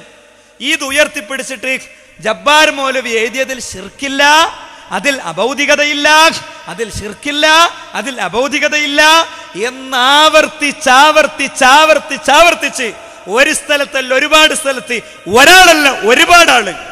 ഗണ്ണന രംഗത്ത് ആരൊക്കെ ഉണ്ടായോ ഓലൊക്കെ, ഗണ്ണന രംഗത്ത് ആരൊക്കെ ഉണ്ടായോ അവരൊക്കെ. അപൂർവം ഏതെങ്കിലും 1-2 ആളുകൾ ഇത്തരം തർക്ക വിഷയങ്ങളിലെ മർമ്മം, ഭൗതിക അഭൗതിക അങ്ങനെ മർമ്മത്തിക്ക് വരാതെ ആയത്തിന്റെ ബാഹ്യമായ സംഗതി മാത്രം ഓതി കൈസിലാണ് 2-3 ആൾക്കാരുണ്ട്. ഇല്ല ഞാൻ പറയണില്ല. ഓരെന്ത് ചെയ്തിട്ടുണ്ടാവില്ല, ചിലപ്പോൾ ഇതിന്റെ മർമ്മത്തിലേക്ക് വന്ന് മറുപടി പറഞ്ഞിട്ടുണ്ടാവില്ല. മർമ്മത്തിലേക്ക് വന്ന് മറുപടി അവർ എക്സ്ക്ലൂഡഡ് ആയിരിക്കും ഞാൻ പറയണെന്ന്. അല്ലാത്തവരൊക്കെ സമർത്ഥിച്ചു. പ്രോഫ്കോൺ മാർച്ച് മാസത്തിൽ 10-ാം തീയതി 2011 മാർച്ച് മാസം 10-ാം തീയതി 12:30 മണിക്ക് തിരുവനന്തപുരത്തെ ചന്ദ്രശേഖർ നായർ സ്റ്റേഡിയത്തിൽ നിന്ന് ഒരു കുട്ടിന്റെ ചോദ്യം എന്താ? ഇങ്ങനെ ജിന്നിനോട് വിളിച്ചു പ്രാർത്ഥിക്കണം എന്ന് പറയണവരാണ് ഇവര് മുജാഹിദീങ്ങൾ. ഇങ്ങനെ ഉണ്ടല്ലോ ഇസ്ലാഹിൽ അങ്ങനെ ഉണ്ടല്ലോ എന്നൊക്കെ പറഞ്ഞിട്ട് ചോദ്യം. ബഹുമാന അനസ് മൗലവി ചാടി എണീറ്റിട്ട് അദ്ദേഹം കുട്ടികളോട് ചോദിച്ചു, നിങ്ങൾ ആരെങ്കിലും ഇവിടെ കേട്ടോന്ന്? കുട്ടികളെ കൊണ്ട് ഇല്ല എന്ന് പറയിച്ചു. അപ്പോഴൊന്നും കുഴപ്പമില്ല. പക്ഷേ ഏപ്രിൽ മാസമായപ്പോൾ മെല്ലെ മെല്ലെ തുടങ്ങി വർത്താനം. എന്താ കാരണം? എന്താ കാരണങ്ങൾ ചോദിക്കും. അതിന്റെ കാരണം എന്താണ്? ശിർക്ക് ഭയങ്കര കുഴപ്പല്ലേന്നാ. 2007 മുതൽ 2011 വരെയും കുഴപ്പല്ലേ? അന്നൊരു സ്പെഷ്യൽ ഹുക്കുമുണ്ടോ ശിർക്കിന്? ഇനി അത് നമ്മളെ സംഘടനയുടെ ഉള്ളിൽ ഉള്ള ആളല്ലേ? അങ്ങനെയാണെങ്കിൽ ഇപ്പോഴത് ബാധകല്ലേ? ഇപ്പോഴത് ബാധകല്ലേ? പുതിയ വല്ല വഴിയും വന്നോ? പുതിയ വല്ല വഴിയും വന്നോ? നമുക്ക് എന്തുകൊണ്ട് എന്തുകൊണ്ട് എന്തുകൊണ്ട് എന്നുള്ള ചോദ്യം ഇവിടെ ഉണ്ട്. എന്നിട്ടോ അതിലേറെ വലിയ തമാശ എന്താ അറിയോ? ഈ 2011 വരെയും മടവൂർ പക്ഷത്ത് ഉറച്ചു നിൽക്കുകയും തൗഹീദിന്റെ ആളായി നടക്കുകയും ചെയ്ത വലിയൊരു മാന്യൻ ഇവിടെ എടത്തനാട്ടുകര ഭാഗത്തുള്ള ഒരു സുല്ലമി 2011 ഒരു ദിവസം പ്രത്യക്ഷപ്പെടുന്നു. എവിടെ? ശിർക്കില്. എന്നിട്ട് കുറെ കാലം മിണ്ടാതെ നടക്കുന്നു. അവസരം ഒത്തു വന്നപ്പോൾ പഴയ നോട്ട് എടുത്തിട്ട് മൂപ്പര് ശിർക്കാരോപണമായിട്ട് ഇറങ്ങിയിരിക്കുകയാണ്. എന്നിട്ട് അയാൾക്ക് കിതാബ് എടുത്തു കൊടുക്കുകയാണ് എൻ്റെ ബഹുമാനനായ അനീഫ് കപ്പോ അല്ലേ? മൂപ്പർക്ക് കിതാബ് എടുത്തു കൊടുക്കുക സംവാദത്തില്. എന്തിന് നാസർ സുല്ലമിയോട് പോകുന്നു? ഇവിടെ ശിർക്കുണ്ടെങ്കിൽ നന്നാക്കാൻ പോകുന്നതാ? ഞങ്ങൾ പറഞ്ഞോളി, ഞങ്ങൾക്ക് കുറച്ച് ഉപചോദ്യം ചോദിക്കാണ്ട് നിങ്ങളോടല്ല, മുഹമ്മദ് മദനിയോട്, ബഹുമാനനായ TP അബ്ദുള്ള കോയ മദനിയോട്, കേരള ജമിയത്തുൽ ഉലമയോട് കുറച്ച് സംശയങ്ങൾ ചോദിക്കാണ്ട്. രക്ഷിക്കാൻ പോകുന്നതാണെന്നാണ് നാസർ സുല്ലമിന്റെ മറുപടി എങ്കിൽ 2007-ലും 2008-ലും 2009-ലും 2010-ലും 2011-ലും മരിച്ചുപോയ മുജാഹിദുകളെ സംബന്ധിച്ച ഹുക്കുമെന്താ? ജബ്ബാർ മൗലവി അത് ശിർക്കല്ല, അഭൗതികമല്ല, അതിൽ പിന്നെ പ്രാർത്ഥനയില്ല എന്ന് പ്രസംഗിച്ച് നടന്നതിന്റെ വിധി എന്താ? 2011 ജനുവരി മാസത്തിലാണെന്നാണ് എനിക്ക് തോന്നുന്നത്. നന്ദി ദാറുസലാമിന്റെ മുന്നിൽ, ദാരിമിമാരുടെ കോളേജിന്റെ മുന്നിൽ അനീഫ് കായക്കോടി എത്തിയിട്ട് അദ്ദേഹം പ്രസംഗിക്കുക. എന്താ പ്രസംഗിച്ചതെന്നറിയോ? ഇതിൽ ശിർക്കുണ്ട് നിങ്ങൾ തെളിയിച്ചാൽ നന്ദി കോളേജിൽ ഞങ്ങൾ എന്ത് ചെയ്യുന്നറിയോ? ഞങ്ങളെ ഈ പള്ളിന്റെ താക്കോല് പൂട്ടിയിട്ട് നിങ്ങളടുത്ത് കൊണ്ടുവന്ന് തരുമെന്ന്. 2-3 മാസം കഴിഞ്ഞപ്പോൾ ഇതേ അനീഫ് കായക്കോടി എത്തുന്നു. എന്തിന്? സംവാദത്തിനുണ്ടോന്ന് നാടായ നാടൊക്കെ വെല്ലുവിളിച്ച് നടന്ന് ഈ വെല്ലുവിളി സഹിക്കാഞ്ഞിട്ട് അവസാനം നമ്മൾ 2-3 കുട്ടികൾ, ഒരാൾ പഞ്ചായത്ത് ഓഫീസിൽ വർക്ക് ചെയ്യുന്ന ആളാണ്, വേറൊരാള് ഒരു പിന്നെ എഞ്ചിനീയറിംഗ് കോളേജിലെ പ്യൂണാണ്. ഓരൊക്കെ കൂടെ ചെന്നു. എന്തിന്? ഇത് സംവാദത്തിന് ഇരിക്കാൻ ചെന്നപ്പോഴാണ് കണ്ടപ്പോഴാണ് ഞെട്ടിയത്. ഏത്? കേരളം മൊത്തം ഏറ്റെടുത്ത് നടക്കുന്ന ആളുകളെ നേരിടാൻ അറബിയിലെ ഒരു വാചകം പോലും ശരിക്കും വായിക്കാൻ അറിയാത്ത 3 കുട്ടികൾ. അപ്പം ആ ഒരു കുട്ടി ചോദിക്കുന്നുണ്ട്, ഒരാൾ ചോദിക്കുന്നുണ്ട്, അനീഫ് നിങ്ങൾ ഇവിടെ വന്ന് പറഞ്ഞല്ലേ നമ്മളെ പള്ളിൻ്റെ താക്കോല് വേണമെങ്കിൽ ആണ് കൊടുത്തേക്കാന്ന്. അന്നില്ലാത്തൊരു ശിർക്ക് എങ്ങനെ നിങ്ങൾക്ക് ഇപ്പം ഉണ്ടായത്? സ്റ്റേജിൽ നിന്ന് ഇറങ്ങിയിട്ടെങ്കിലും അനീഫ്കാക്ക് പറയാലോ, എന്ത് ഞാനാ പറഞ്ഞൊക്കെ ശരിയാണ്, പക്ഷെ നമ്മളെ സംഘടന സംരക്ഷിക്കുന്നതിൻ്റെ ഭാഗമാണെന്ന് കുട്ടികളോടെങ്കിലും പറയായിരുന്നല്ലോ. ഇല്ല, പിന്നെ എന്തേ പ്രശ്നം? അവിടെയാണ് ചില നാറുന്ന കഥകൾ ഇവിടെ ഉള്ളത്. ഞാൻ ബോധപൂർവം പ്രയോഗിച്ചതാണ് ആ വാക്ക്. ആ വിഷയം പറയാൻ മൊത്തം പറയാവുന്നതിന് ചുരുക്കി പറയുന്ന ഒറ്റ വാചകമാണത്. അതുകൊണ്ട് ആ വാക്ക് പ്രയോഗിച്ച് വേറെ ആരും വിഷമമൊന്നും വിചാരിക്കണ്ട. എന്താ സുഹൃത്തുക്കളെ പ്രശ്നം? എന്താ അറിയത്? ഇത് മുജാഹിദ് എനിക്കറിയാം, ഞാൻ ഇത്രയും കാലം പറഞ്ഞില്ല, പക്ഷെ ഞാൻ അപ്പോൾ പറയാണ്. സാൽവേഷൻ കഴിഞ്ഞ് കുറച്ച് ദിവസം കഴിഞ്ഞപ്പോൾ ജാമിയ നദവിയൻ്റെ ലൈബ്രറിക്ക് ഞാനിങ്ങനെ കയറി ചെല്ലുകയാണ്. ജാമിയ നദവിയൻ്റെ ലൈബ്രറിക്ക് ഇങ്ങനെ കയറി ചെല്ലുമ്പോൾ ബഹുമാനനായ അബ്ദുറഹ്മാൻ സലഫി അദ്ദേഹം വലതുഭാഗത്തുള്ള മാഗസിൻ റൂമെന്ന് അദ്ദേഹത്തിൻ്റെ കണ്ണട ഇങ്ങനെ എടുത്തിട്ട് ഇങ്ങനെ വന്നു. ഞാൻ അദ്ദേഹം തമ്മിൽ വളരെ വ്യക്തിപരമായ ഇൻറ്റിമസി ഉണ്ടായിരുന്നു. തത്വങ്ങളിലും നന്മകളിലും ഒക്കെ ആരെയും സപ്പോർട്ട് ചെയ്യണതിൻ്റെ ഭാഗമായി എൻ്റെ ഒരു ഗുരുനാഥൻ എന്നുള്ള നിലയ്ക്ക് അദ്ദേഹത്തോട് എനിക്ക് എന്നും സ്നേഹമുണ്ട്, ഒരു സംശയമല്ല. പക്ഷേ വിഷയങ്ങളിൽ അദ്ദേഹം കാണിക്കുന്ന കാര്യങ്ങളിൽ ചിലതൊക്കെ മെല്ലെ മെല്ലെ പറയണമെന്ന് വെച്ചാൽ ഇതൊക്കെ പറയാതെ കഴിച്ചിലായി പോകുമെങ്കിൽ പോയിക്കോട്ടെ എന്നാണ് എൻ്റെ വ്യക്തിപരമായ അഭിപ്രായം. ഇത്രയും ദിവസം പറഞ്ഞിട്ടില്ല, പക്ഷേ ചില സംഗതികൾ അങ്ങനെ പറയാവുന്ന ചില കാര്യങ്ങൾ ആവർത്തിച്ചുണ്ടാകുമ്പോൾ ഞാൻ പറയണം. അദ്ദേഹം അങ്ങനെ വന്നിട്ട് ഒരുപക്ഷെ സക്കറിയ മോനോട് കൂടി പറഞ്ഞിട്ടില്ല, അദ്ദേഹം എൻ്റെ ഉസ്താദാണ്, ആത്മാർത്ഥമായി ഞാൻ സ്നേഹിക്കുന്ന പ്രാർത്ഥിക്കുന്ന എൻ്റെ ഗുരുനാഥനാണ്, പറഞ്ഞിട്ടില്ല. എന്താ അറിയോ? ഇപ്പം ഇങ്ങനെ വന്നിട്ട് സക്കരിയ അനഞ്ഞ് വെച്ചുകൊണ്ടിരുന്നാൽ ശരിയാവില്ല. അതാകുമ്പോൾ ആക്ഷൻ. നിങ്ങളെല്ലാവരും നമ്മളൊക്കെ രാത്രി ഫുള്ള് പോസ്റ്റർ ഒട്ടിക്കണ തിരക്കില്ല. അവിടെ മറുപടി ഉണ്ട്, ഇപ്പുറത്ത് സംവാദം ഉണ്ട്, അവിടെ മറ്റേ ക്ലാസ് ഉണ്ട്, CD അവിടുന്ന് മുജാഹിദ് സെന്ററിൽ നിന്ന് വന്നിട്ടുണ്ട്, ലഘുലേഖ വിതരണം ചെയ്യണം, ഓഫീസിൽ ലഘുലേഖ വിതരണം ചെയ്യേണ്ട ദിവസം ഇങ്ങനെ മണ്ടേ മുജാഹിദീങ്ങൾ. അപ്പോഴാണ് മൂപ്പരെ കമന്റ്. ഞാൻ ഞെട്ടി. ഒറ്റയടിക്ക് എൻ്റെ പ്രതികരണം ഭയങ്കര പ്രകോപനപരമായി. എന്ത് വർത്താനം സർ നിങ്ങൾ പറയണേ? എന്ത് വർത്താനം ഞങ്ങൾ പറയണേ? ഇല്ലാന്ന് അദ്ദേഹം പറയട്ടെ. ഇല്ലാന്ന് അദ്ദേഹം പറഞ്ഞാൽ ഇത് ഉണ്ട് എന്നുള്ളതിൻ്റെ തെളിവ് ഞാൻ തരും. ബാക്കി നമുക്ക് പിന്നെ പറയാം. എന്നിട്ട് എന്താ ഉണ്ടായത് നമുക്ക് ബാക്കി പിന്നെ പറയാം. അന്ന് അദ്ദേഹം പറഞ്ഞു, അന്ന് അദ്ദേഹം ലക്ഷ്യം വെച്ചിട്ടുണ്ട്, അതന്നെ അതീത്ത വിഷയം. മാത്രല്ല മുജാഹിദ് പ്രസ്ഥാനത്തിലെ പ്രമുഖരായ പല പണ്ഡിതന്മാരെയും കുറിച്ച് അദ്ദേഹം പലരോടും സ്വകാര്യം പറഞ്ഞിട്ടില്ലേ? ഹുസൈൻ സലഫി, മുജാഹിദ് ബാലുശ്ശേരി, ഹാരിസ് ബിൻ സലീം, പലരോടും പറഞ്ഞിട്ടില്ലേ? ഉണ്ടല്ലോ, പലരോടും അദ്ദേഹം പറഞ്ഞിട്ടുണ്ടല്ലോ. പറഞ്ഞ ആളുകൾ അലനല്ലൂരിലും പാലക്കായിലും തൊട്ടടുത്ത പ്രദേശങ്ങളിലുണ്ടല്ലോ, വീട്ടിൽ വിളിച്ചു വരുത്തിയിട്ട്. ചില ആളുകളോടൊക്കെ സംസാരിച്ചതിൻ്റെ തുടർച്ചയായി ഞാൻ ബാക്കിയോടും പറയാണ്. അവസാനം ചെയ്തെന്നറിയോ? ചുരുക്കി പറയാം. അവസാനം സക്കരിയ സലായി വന്നു ജാമിയ നദിയിൽ. സക്കരിയ മൗലവിക്ക് അറിയില്ല എന്ത് അദ്ദേഹം അവിടെ വരാനുള്ള കാരണം ഞാനുമായി നടത്തിയ ഈ സംഭാഷണമാണ്. എന്താ അറിയോ? നമ്മളെ പണ്ഡിതന്മാരെ പരസ്പരം അടിപ്പിക്കല്ലോ വേണ്ടേ, പ്രശ്നങ്ങൾ പരിഹരിക്കാണല്ലോ വേണ്ടത്. എനിക്ക് ഇന്നുള്ളിലേറെ ഒരു 5-6 വയസ്സ് പിന്നിലായിരിക്കും നിങ്ങൾ വിചാരിച്ചോളി. എനിക്ക് ആത്മബന്ധമുള്ള ബഹുമാനനായ ടി കെ അഷ്റഫിനെ പോലെ CP സലീമിനെ പോലുള്ള ആളുകളായിട്ട് സംസാരിച്ചു. അതിൻ്റെ അടിസ്ഥാനത്തിൽ സക്കരിയ സലായി ജാമിയ നദിയിൽ വന്നു. രണ്ടുപേരും സംസാരിച്ച് കൈയെടുത്ത് പിരിഞ്ഞു. നമ്മളൊക്കെ ഇത് തീരുമെന്ന് വിചാരിച്ചു. പിന്നെ നമുക്ക് മനസ്സിലായി ഇത് ഇടയ്ക്കിടയ്ക്ക് ഇങ്ങനെ വരുമ്പോൾ അതിൻ്റെ പ്രശ്നം എന്താണെന്ന് മനസ്സിലായി. അപ്പം ഈ ബാക്കിയൊന്നും ഞാൻ പറയണില്ല, ഇനി ഒരുപാട് പറയണ്ട. ഞാൻ പറഞ്ഞാൽ എനിക്ക് നിങ്ങൾ 5 മണിക്കൂർ തന്നാൽ ഇത് പൂർത്തിയാവുള്ളൂ. അതുകൊണ്ട് ഞാൻ പറയണില്ല. പക്ഷേ ഒരു കാര്യം ഉറപ്പാണ്, മുജാഹിദ് പ്രസ്ഥാനത്തിൽ വളരെ ശക്തമായ ചില ട്രാപ്പിങ്ങുകൾ നടന്നിട്ടുണ്ട്. ഒന്ന്, 2011 ജൂൺ 5 CD ടവറിൽ വെച്ചൊരു യോഗം നടക്കുന്നു. ISMന്റെ ഭാരവാഹികൾ നോക്കുമ്പോൾ കുറേ ആളുകൾ സ്ഥിരം ഇവിടെ മുജാഹിദ് സെന്ററിൽ വരുന്നവരും വരാത്തവരൊക്കെ ഉണ്ട്. എന്താ സർ ഇവിടെ ഒരു യോഗം? AP-ക്ക് അറിയില്ല. എന്താ സർ ഇവിടെ ഒരു യോഗം? TP-ക്ക് അറിയില്ല. AP-ക്കും TP-ക്കും ഒന്നും അറിയാത്തൊരു യോഗം മുജാഹിദ് സെന്ററിൽ നടക്കുന്നു. AP-ക്കും TP-ക്കും ഒന്നും അറിയാത്തൊരു യോഗം മുജാഹിദ് സെന്ററിൽ നടക്കുന്നു. അതിൽ പലജാതി ചർച്ചകൾ നടക്കുന്നു. അപ്പം എന്താ? അണിയറയിൽ പലതും റെഡിയാക്കലാണ് നടന്നുകൊണ്ടിരിക്കണേ. സർക്കുലർ താഴേക്ക് പോയിട്ടുണ്ട്, ഇലക്ഷൻ വിജ്ഞാപനം പോയിട്ടുണ്ട്. ഇലക്ഷൻ വിജ്ഞാപനത്തിൽ പറയാൻ പറ്റാത്ത കുറച്ച് കാര്യങ്ങൾ പറയണം, അതിന് വിളിച്ചുകൂട്ടിയതാ. ആ യോഗത്തിൽ പങ്കെടുത്ത ആളുകളുടെ ഏരിയയിൽ മുഴുവൻ പ്രശ്നമുണ്ടായി. ഇല്ലെങ്കിൽ എണ്ണമിട്ട് ഡേറ്റ് ഇട്ട് ഓരോന്നും സ്ഥാപിക്കാൻ എനിക്ക് കഴിയും.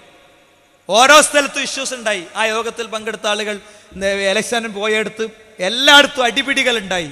CITU-വിനെക്കാളും നാണിപ്പിക്കുന്ന, അല്ലെങ്കിൽ ഇവിടുത്തെ പൊളിറ്റിക്കൽ പാർട്ടി ഏതാണെങ്കിലും അവരുടെ ഇലക്ഷനേക്കാളും നാണിപ്പിക്കുന്ന രീതിയിൽ പ്രശ്നങ്ങളുണ്ടായി. ചിലപ്പോൾ ഞാൻ പറഞ്ഞ സംഘടനയുടെ ഇലക്ഷൻ അതിലേറെ സ്മൂത്തായിട്ട് നടന്നിട്ടുണ്ടാകും, അത് വേറെ കാര്യം. ഈ നിലക്ക് ഇഷ്യൂസ് ഉണ്ടായി. എന്താ വിഷയം? ചോദിച്ചപ്പോൾ അദ്ദേഹം പറഞ്ഞു അതെന്നെ നെതുവത്തെ ഏൽപ്പിച്ചതാണ്, പയ്യന്നൂരിലെ ഒരു കുടുംബ പ്രശ്നം തീർക്കാൻ വേണ്ടി ഏൽപ്പിച്ചതാണ്. അപ്പോൾ കുട്ടികളാരോ സംശയം ചോദിച്ചു, പയ്യന്നൂരിലെ പ്രശ്നം തീർക്കാൻ എന്തിനാ അരീക്കോട്ടെ നിയമത്തുള്ള ഫാറൂഖി, ചുങ്കത്തറത്തെ അബ്ദുള്ള, എല്ലാ ജില്ലയിൽ നിന്നുള്ള പ്രതിനിധികൾ എന്തിനാ? അത് നിങ്ങളും ആ കുടുംബവും തമ്മിൽ ഇരുന്നിട്ടല്ലേ തീർക്കണ്ടേ? അവസാന ആളുകൾക്ക് കാര്യം പിടികിട്ടി, ഇതൊരു ഗ്രൂപ്പ് മീറ്റിംഗ് ആയിരുന്നു. ബഹുമാനായ CP സലീം എക്സിക്യൂട്ടീവിൽ വെച്ച് ചോദിച്ചു, TP എനിക്ക് അറിയില്ല എന്ന് പറഞ്ഞു. മുജാഹിദ് പ്രസ്ഥാനത്തിന്റെ ചരിത്രത്തിലെ കറുത്ത പുള്ളിയാണിത് എന്ന് അദ്ദേഹം പറഞ്ഞു. കറുത്ത പുള്ളിയാണിതെന്ന് പറഞ്ഞു. അവിടെ സംഘടന പിളർത്താൻ തീരുമാനമുണ്ടായിരുന്നു, അവിടെ വെച്ച് സംഘടനയെ പിളർത്താൻ തീരുമാനമുണ്ടായിരുന്നു എന്ന് ഇപ്പൊ ഞങ്ങൾക്ക് മനസ്സിലാകുന്നുണ്ട്. കാരണം ആ യോഗം നൽകിയ ആവേശാണ് ചുങ്കത്തറയിൽ വെച്ച് ആയിരക്കണക്കിന് MSMകാരെ കള്ളന്മാരെന്ന് വിളിക്കാനും ഞങ്ങൾ കുറച്ചൊക്കെ നോക്കിയിട്ട് നടന്നിട്ടില്ലേ, വലിച്ച് പൊളിച്ച് കീറാണ് വലിച്ചെറിയുന്നത്. എന്തിനെ പറ്റി ഞങ്ങൾ പറഞ്ഞറിയോ? നമ്മൾ നമ്മുടെ മക്കളെക്കാളും സ്നേഹിക്കുന്ന ഈ പ്രസ്ഥാനത്തെയാണല്ലോ നിയമത്തുള്ള ഫാറൂഖും കൂട്ടരും വലിച്ചു പൊളിച്ച് കീറി വലിച്ചെറിയ. അത് അദ്ദേഹത്തിന്റെ വാക്കല്ല, അത് യോഗത്തിന്റെ തീരുമാനാ. യോഗത്തിൽ പിളർത്തണമെന്ന് തീരുമാനിച്ചിട്ടുണ്ടാവില്ല, പിളർത്തണമെന്ന് മിനിറ്റ്സ് കാണൂല. പക്ഷേ തത്വത്തിൽ അദ്ദേഹത്തെ പോലുള്ള ആളുകൾക്കൊക്കെ ആത്മവിശ്വാസം കിട്ടി. എന്താ സംഭവിച്ചറിയോ? ഗ്രൂപ്പ് മീറ്റിങ്ങിനെ എതിർത്ത ആളുകൾ ഓരോരുത്തരും പുറത്തായി. CP സലീം MSMന്റെ സ്റ്റേറ്റ് ഭാരവാഹിയായിരുന്നു, ISMന്റെ സ്റ്റേറ്റ് ഭാരവാഹിയായിരുന്നു. പ്രസ്ഥാനം പ്രതിസന്ധിയിൽ നിൽക്കുന്ന നാളുകളിൽ നേതൃത്വമേൽപ്പിച്ച ഉത്തരവാദിത്തം ഭംഗിയായി ചെയ്ത ആളായിരുന്നു. കാസർകോട്ടാണ് ജോലി. അവിടുന്ന് വൈകുന്നേരം ഇങ്ങോട്ട് വരും മുജാഹിദ് സെന്റർക്ക്. മുജാഹിദ് സെന്ററിൽ സംഘടനാപരമായ ഉത്തരവാദിത്തങ്ങൾ നിർവഹിച്ച് അങ്ങോട്ട് തന്നെ പോകും കാസർകോട്ടേക്ക്. അങ്ങനെ അദ്ദേഹം പ്രതിസന്ധികളിലൂടെ പ്രസ്ഥാനത്തെ നയിച്ച ആളാണ്. അദ്ദേഹം ശാഖ എക്സിക്യൂട്ടീവിൽ പോലുമില്ലാതെ പുറത്ത്. അദ്ദേഹം ഔട്ടാണെങ്കിൽ അദ്ദേഹത്തിന് ദഅവത്ത് നടത്താൻ അറിയാമെന്ന് നമുക്കൊക്കെ അറിയാം. അദ്ദേഹം തെളിയിച്ചിട്ടുണ്ട്. സംഘടനാ ഉത്തരവാദിത്തങ്ങളില്ലാത്ത അവസരം നോക്കി മാക്സിമം ജനങ്ങളെടുത്ത് ദഅവത്ത് നടത്താനും വിഷയം പഠിക്കാനും അദ്ദേഹത്തെ ജനങ്ങൾ വിളിക്കുന്ന സാഹചര്യം ഉണ്ടായി. അവസരങ്ങൾ കൂടുതൽ കിട്ടി. എനിക്ക് മീറ്റിംഗ് ഉണ്ട് എന്നുള്ള തടസ്സം പറയേണ്ട സാഹചര്യം ഉണ്ടായില്ല. അതും പഠിച്ചവൻ്റെ നിയോഗമാണ്. അതുകൊണ്ടാണല്ലോ അതൊക്കെ ഇങ്ങനെ വഴിതിരിഞ്ഞ് കാര്യങ്ങൾ ജനങ്ങൾക്ക് പിടുത്തം കിട്ടിയത്. അതിലേറെ സങ്കടം എന്താ അറിയോ? കരിവള്ളി മുഹമ്മദ് മൗലവി കത്തെഴുതി. കരിവള്ളി എഴുതി ഇങ്ങനെ, പിന്നെ എൻ്റെ ഗ്രൂപ്പ് യോഗം വിളിച്ച ആളുകളെ എൻ്റെ ജില്ലയിലെ വിശദീകരണങ്ങൾക്ക് വിടരുത്. എന്താ കിട്ടിയ സമ്മാനം എന്നറിയോ? കരിവള്ളിക്ക് കരുതി വെച്ച സമ്മാനം. ആരറിയ കരിവള്ളി? വട്ടത്തൂർ പ്രോഗ്രാം ഉണ്ടായപ്പോൾ പരിപാടിയൊക്കെ ആകെ കച്ചറേക. വാപ്പൻ്റെ അടുത്ത് പറഞ്ഞ് കരിവള്ളിനാണ് വിളിച്ചോ? കരിവള്ളി വന്നാൽ ഒന്നും ഉണ്ടാവില്ല. കരിവള്ളി വന്നിട്ട് ഒരു 15 മിനിറ്റ് മുനീർ മദനി വന്ന പരിപാടിയിൽ അദ്ദേഹത്തിൻ്റെ പ്രസംഗം.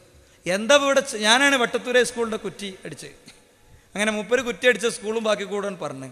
എന്നിട്ട് ഇവർ പറഞ്ഞു, എന്താ ചില കുട്ടികൾ ഇവിടെ അടിച്ചണമെന്നോ കുത്തണമെന്നോ ചവിട്ടണമെന്നോ എന്തൊക്കെ ഉണ്ടോ? എന്തെങ്കിലും ഉണ്ടോ? ഞാനും ഇതിൻ്റെ ആളെന്നെ അല്ലേ? ആയുധം വെച്ച് തിരിച്ചുപോയി നമ്മുടെ ആളുകൾ. അതാ കരിവള്ളി മുഹമ്മദ് മൗലവി. പോയിരിക്കുങ്ങൾ ഇംഗ്ലീഷും അറബി മലയാളം ഒരേപോലെ ഈ 95-ാമത്തെ വയസ്സിലും കൈകാര്യം ചെയ്യും. ആ കരിവള്ളി മുഹമ്മദ് മൗലവി എക്സിക്യൂട്ടീവിൽ നിന്ന് ഔട്ട്. എന്താ കാരണം?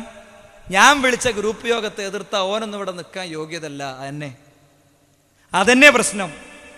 ഇങ്ങനെ ഓരോരുത്തരെയും മുറിച്ചു നീക്കി ഔട്ടാക്കുന്നതാണ് പിന്നീട് കാണുന്നത്.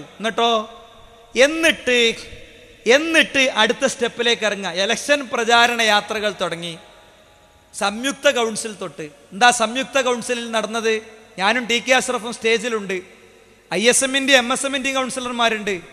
ഞങ്ങൾക്ക് അവസരം കൊടുക്കണമെന്ന് സ്റ്റേജിൽ ഇങ്ങനെ രണ്ടാൾ തമ്മിൽ എന്താ പോലെ അവസരം അതൊന്നും വേണ്ട. അവസരം കൊടുത്താൽ ചിലത് ഞങ്ങൾക്ക് പറയാനുണ്ട്. അത് പറയും. എന്താ അറിയോ?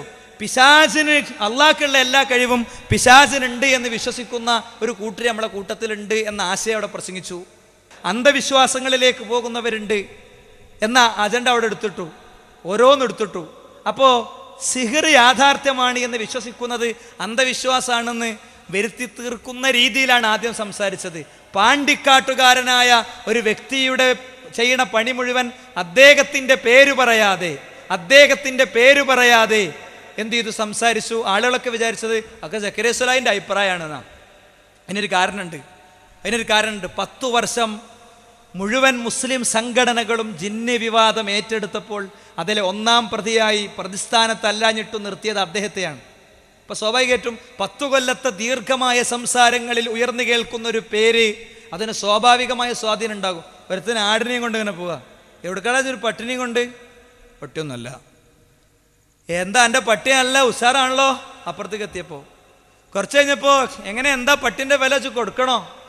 അവസാനം അല്ലേ? അവസാനം ഇത് പട്ടിണി ആയിക്കുമെന്ന് വിചാരിച്ച് ഓൻ തന്നെ വേണ്ടത് എനിക്ക് വേണ്ട എന്ന് പറഞ്ഞ് തല്ലിക്കൊല്ലുന്ന രീതിയിൽ 10 കൊല്ലം വ്യവസ്ഥാപിതമായ ആക്രമണം. ഒരു മുസ്ലിം സംഘടനയും വിട്ടിട്ടില്ല ജിന്നി വിവാദം. കിട്ടിയതൊക്കെ മാക്സിമം മാന്താൻ നോക്കി അദ്ദേഹത്തെ പ്രതിസ്ഥാനത്ത് നിർത്തി.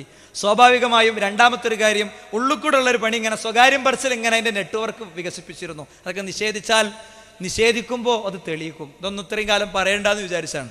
പക്ഷേ എനിക്ക് ഏറ്റവും പ്രിയപ്പെട്ട കുറച്ച് ആൾക്കാരോട് ഇരിക്കുന്നുണ്ട്. ഓർക്കിത് കിട്ടണമെന്ന് തോന്നിയോണ്ടാണ് ഇന്ന് സ്റ്റേജിൽ വരുന്ന കുറച്ച് ആലോചനയുടെ ശേഷമാണ് ഞാൻ ഇത്തരം കാര്യങ്ങൾ പറയണത്. അത് ആ സ്വകാര്യ സംഭാഷണങ്ങൾ ഒരു ഭാഗത്ത് ഇങ്ങനെ നടന്നു. ഈ ഒരു ചാൻസിലേക്കാണ് മെല്ലെ മടൂർ വിഭാഗം ഒരാളെങ്ങനെ ഒരുക്കി റെഡിയാക്കി നിർത്തി ഇങ്ങനെ നോക്കി. എന്താ ഒരു വകുപ്പില്ല വരരുത്, ഇവലിങ്ങനെ സീഡിയും ദാവത്തും പ്രസംഗവും ഖണ്ഡന പ്രസംഗമായിട്ട് പോവുക, ഇവലെ കിട്ടൂല. അപ്പോഴാണ് ഉപയോഗിച്ചൊഴിവാക്കി പൊടി പിടിച്ച് കിടക്കണ മറ്റേ ആ സീഡി എടുത്തിട്ട് അസംതൃപ്തരായ ഒരു വിഭാഗത്തിൽ രൂപപ്പെട്ടിരുന്നു. എങ്ങനെയാണ് അസംതൃപ്തരായ വിഭാഗം രൂപപ്പെട്ടത്? നാട്ടിലടക്കണ എല്ലാ പ്രസംഗത്തിനും പോണൊരു വിഭാഗം നമ്മളെ കൂട്ടത്തിലുണ്ടായി. ഒരു പ്രസംഗത്തിനും പോകാത്തൊരു കൂട്ടരുണ്ടായി. നാട്ടിലടക്കണ എല്ലാ സീഡിയും കേൾക്കുന്ന ഒരു കൂട്ടരുണ്ടായി, ഒരു സീഡിയും കേൾക്കാത്തൊരു കൂട്ടരുണ്ടായി. അപ്പം എന്താ? ജിന്ന് ബാധ. അതോ എന്ത് ജിന്ന് ബാധ? ജിന്ന് മനുഷ്യന്റെ ശരീരത്തിൽ കയറുന്ന വിശ്വസിച്ചാൽ പിന്നെ മുജാഹിദ് പ്രസ്ഥാനുണ്ടോ? ഇന്ന് മറുപക്ഷത്ത് നിൽക്കുന്ന പലരും വിശ്വാസതാണ്. ഞാൻ ആത്മാർത്ഥമായി ചോദിക്കാണ്. ഇവിടെ പലരും വരുന്നുണ്ടല്ലോ, നിങ്ങൾക്ക് ആയത്തും ഹദീസും തെളിവും ഉദ്ധരിച്ച് സംസാരിക്കാൻ ത്രാണിയുണ്ടോ? എന്ത്? ജിന്ന് മനുഷ്യ ശരീരത്തിൽ കയറും, ഇങ്ങനെയൊക്കെ തെളിവുണ്ട്. ജിന്ന് രോഗമുണ്ടാക്കും, ഇങ്ങനെയൊക്കെ തെളിവുണ്ട്. സിഹിർ ബാധിക്കും, ഇങ്ങനെയൊക്കെ തെളിവുണ്ട്. മന്ത്രമുണ്ട്, കണ്ണേറുണ്ട്, കണ്ണേറിന് പരിഹാരമുണ്ട്. ഇതൊക്കെ ഇസ്ലാമികമായ തെളിവുകൾ വെച്ച് 1 മണിക്കൂർ നാസർ സുല്ലമി വിഷയം അവതരിപ്പിച്ചാൽ മതി. ഒറ്റ മണിക്കൂർ നാസർ സുല്ലമി വിഷയം അവതരിപ്പിച്ചാൽ മതി. എന്നാ കാണാ അടുത്ത പള്ളി കമ്മിറ്റി കൂടുമ്പോൾ ഞാൻ വെല്ലുവിളിക്കണം. പറ്റുമോ? പറ്റില്ല. കാരണം പല കാരണന്മാരും മനസ്സിലാക്കിയത് എന്താ? ഇതൊക്കെ സക്കരിയ സുലാഹിന്റെ ഹാരിസ് ഇബ്നു സലീമിന്റെ അഭിപ്രായ. അയക്ക് ISMന്റെ MSMന്റെ നേതൃത്വം കൂടിക്കൊടുത്തു, ഓരെ സപ്പോർട്ട് ചെയ്തെന്നാ വിചാരിക്കണത്. KNMന്റെ 1ാമത്തെ പ്രസിഡന്റിന്റെ അഭിപ്രായം അത്. KNMൽ നിന്ന് ഏറ്റവും അവസാനം മരിച്ചുപോയ പ്രസിഡന്റിന്റെ അഭിപ്രായം അത് അല്ലേ? ഏതാ? KM മൗലവി. അദ്ദേഹം അമാനി മൗലവിന്റെ തഫ്സീർ പരിശോധിച്ച ആളാണ്. അമാനി മൗലവിന്റെ തഫ്സീറിൽ സിഹ്ർ ബാധിക്കുന്നില്ലേ, ജിന്ന് ബാധ ഉണ്ടെന്നില്ലേ? ഇനിയോ ബഹുമാനനായ ഡോക്ടർ ഉസ്മാൻ സാഹിബ് ഈ വിഷയത്തിൽ പുസ്തകം തന്നെ എഴുതിയിട്ടില്ലേ? മുഖ്യശത്രു എന്ന് പറഞ്ഞ പുസ്തകത്തിൽ എന്തൊക്കെ അദ്ദേഹം എഴുതി, എന്തെല്ലാം വിഷയങ്ങൾ എഴുതി. അപ്പൊ ഇതൊന്നും അന്ധവിശ്വാസമല്ല.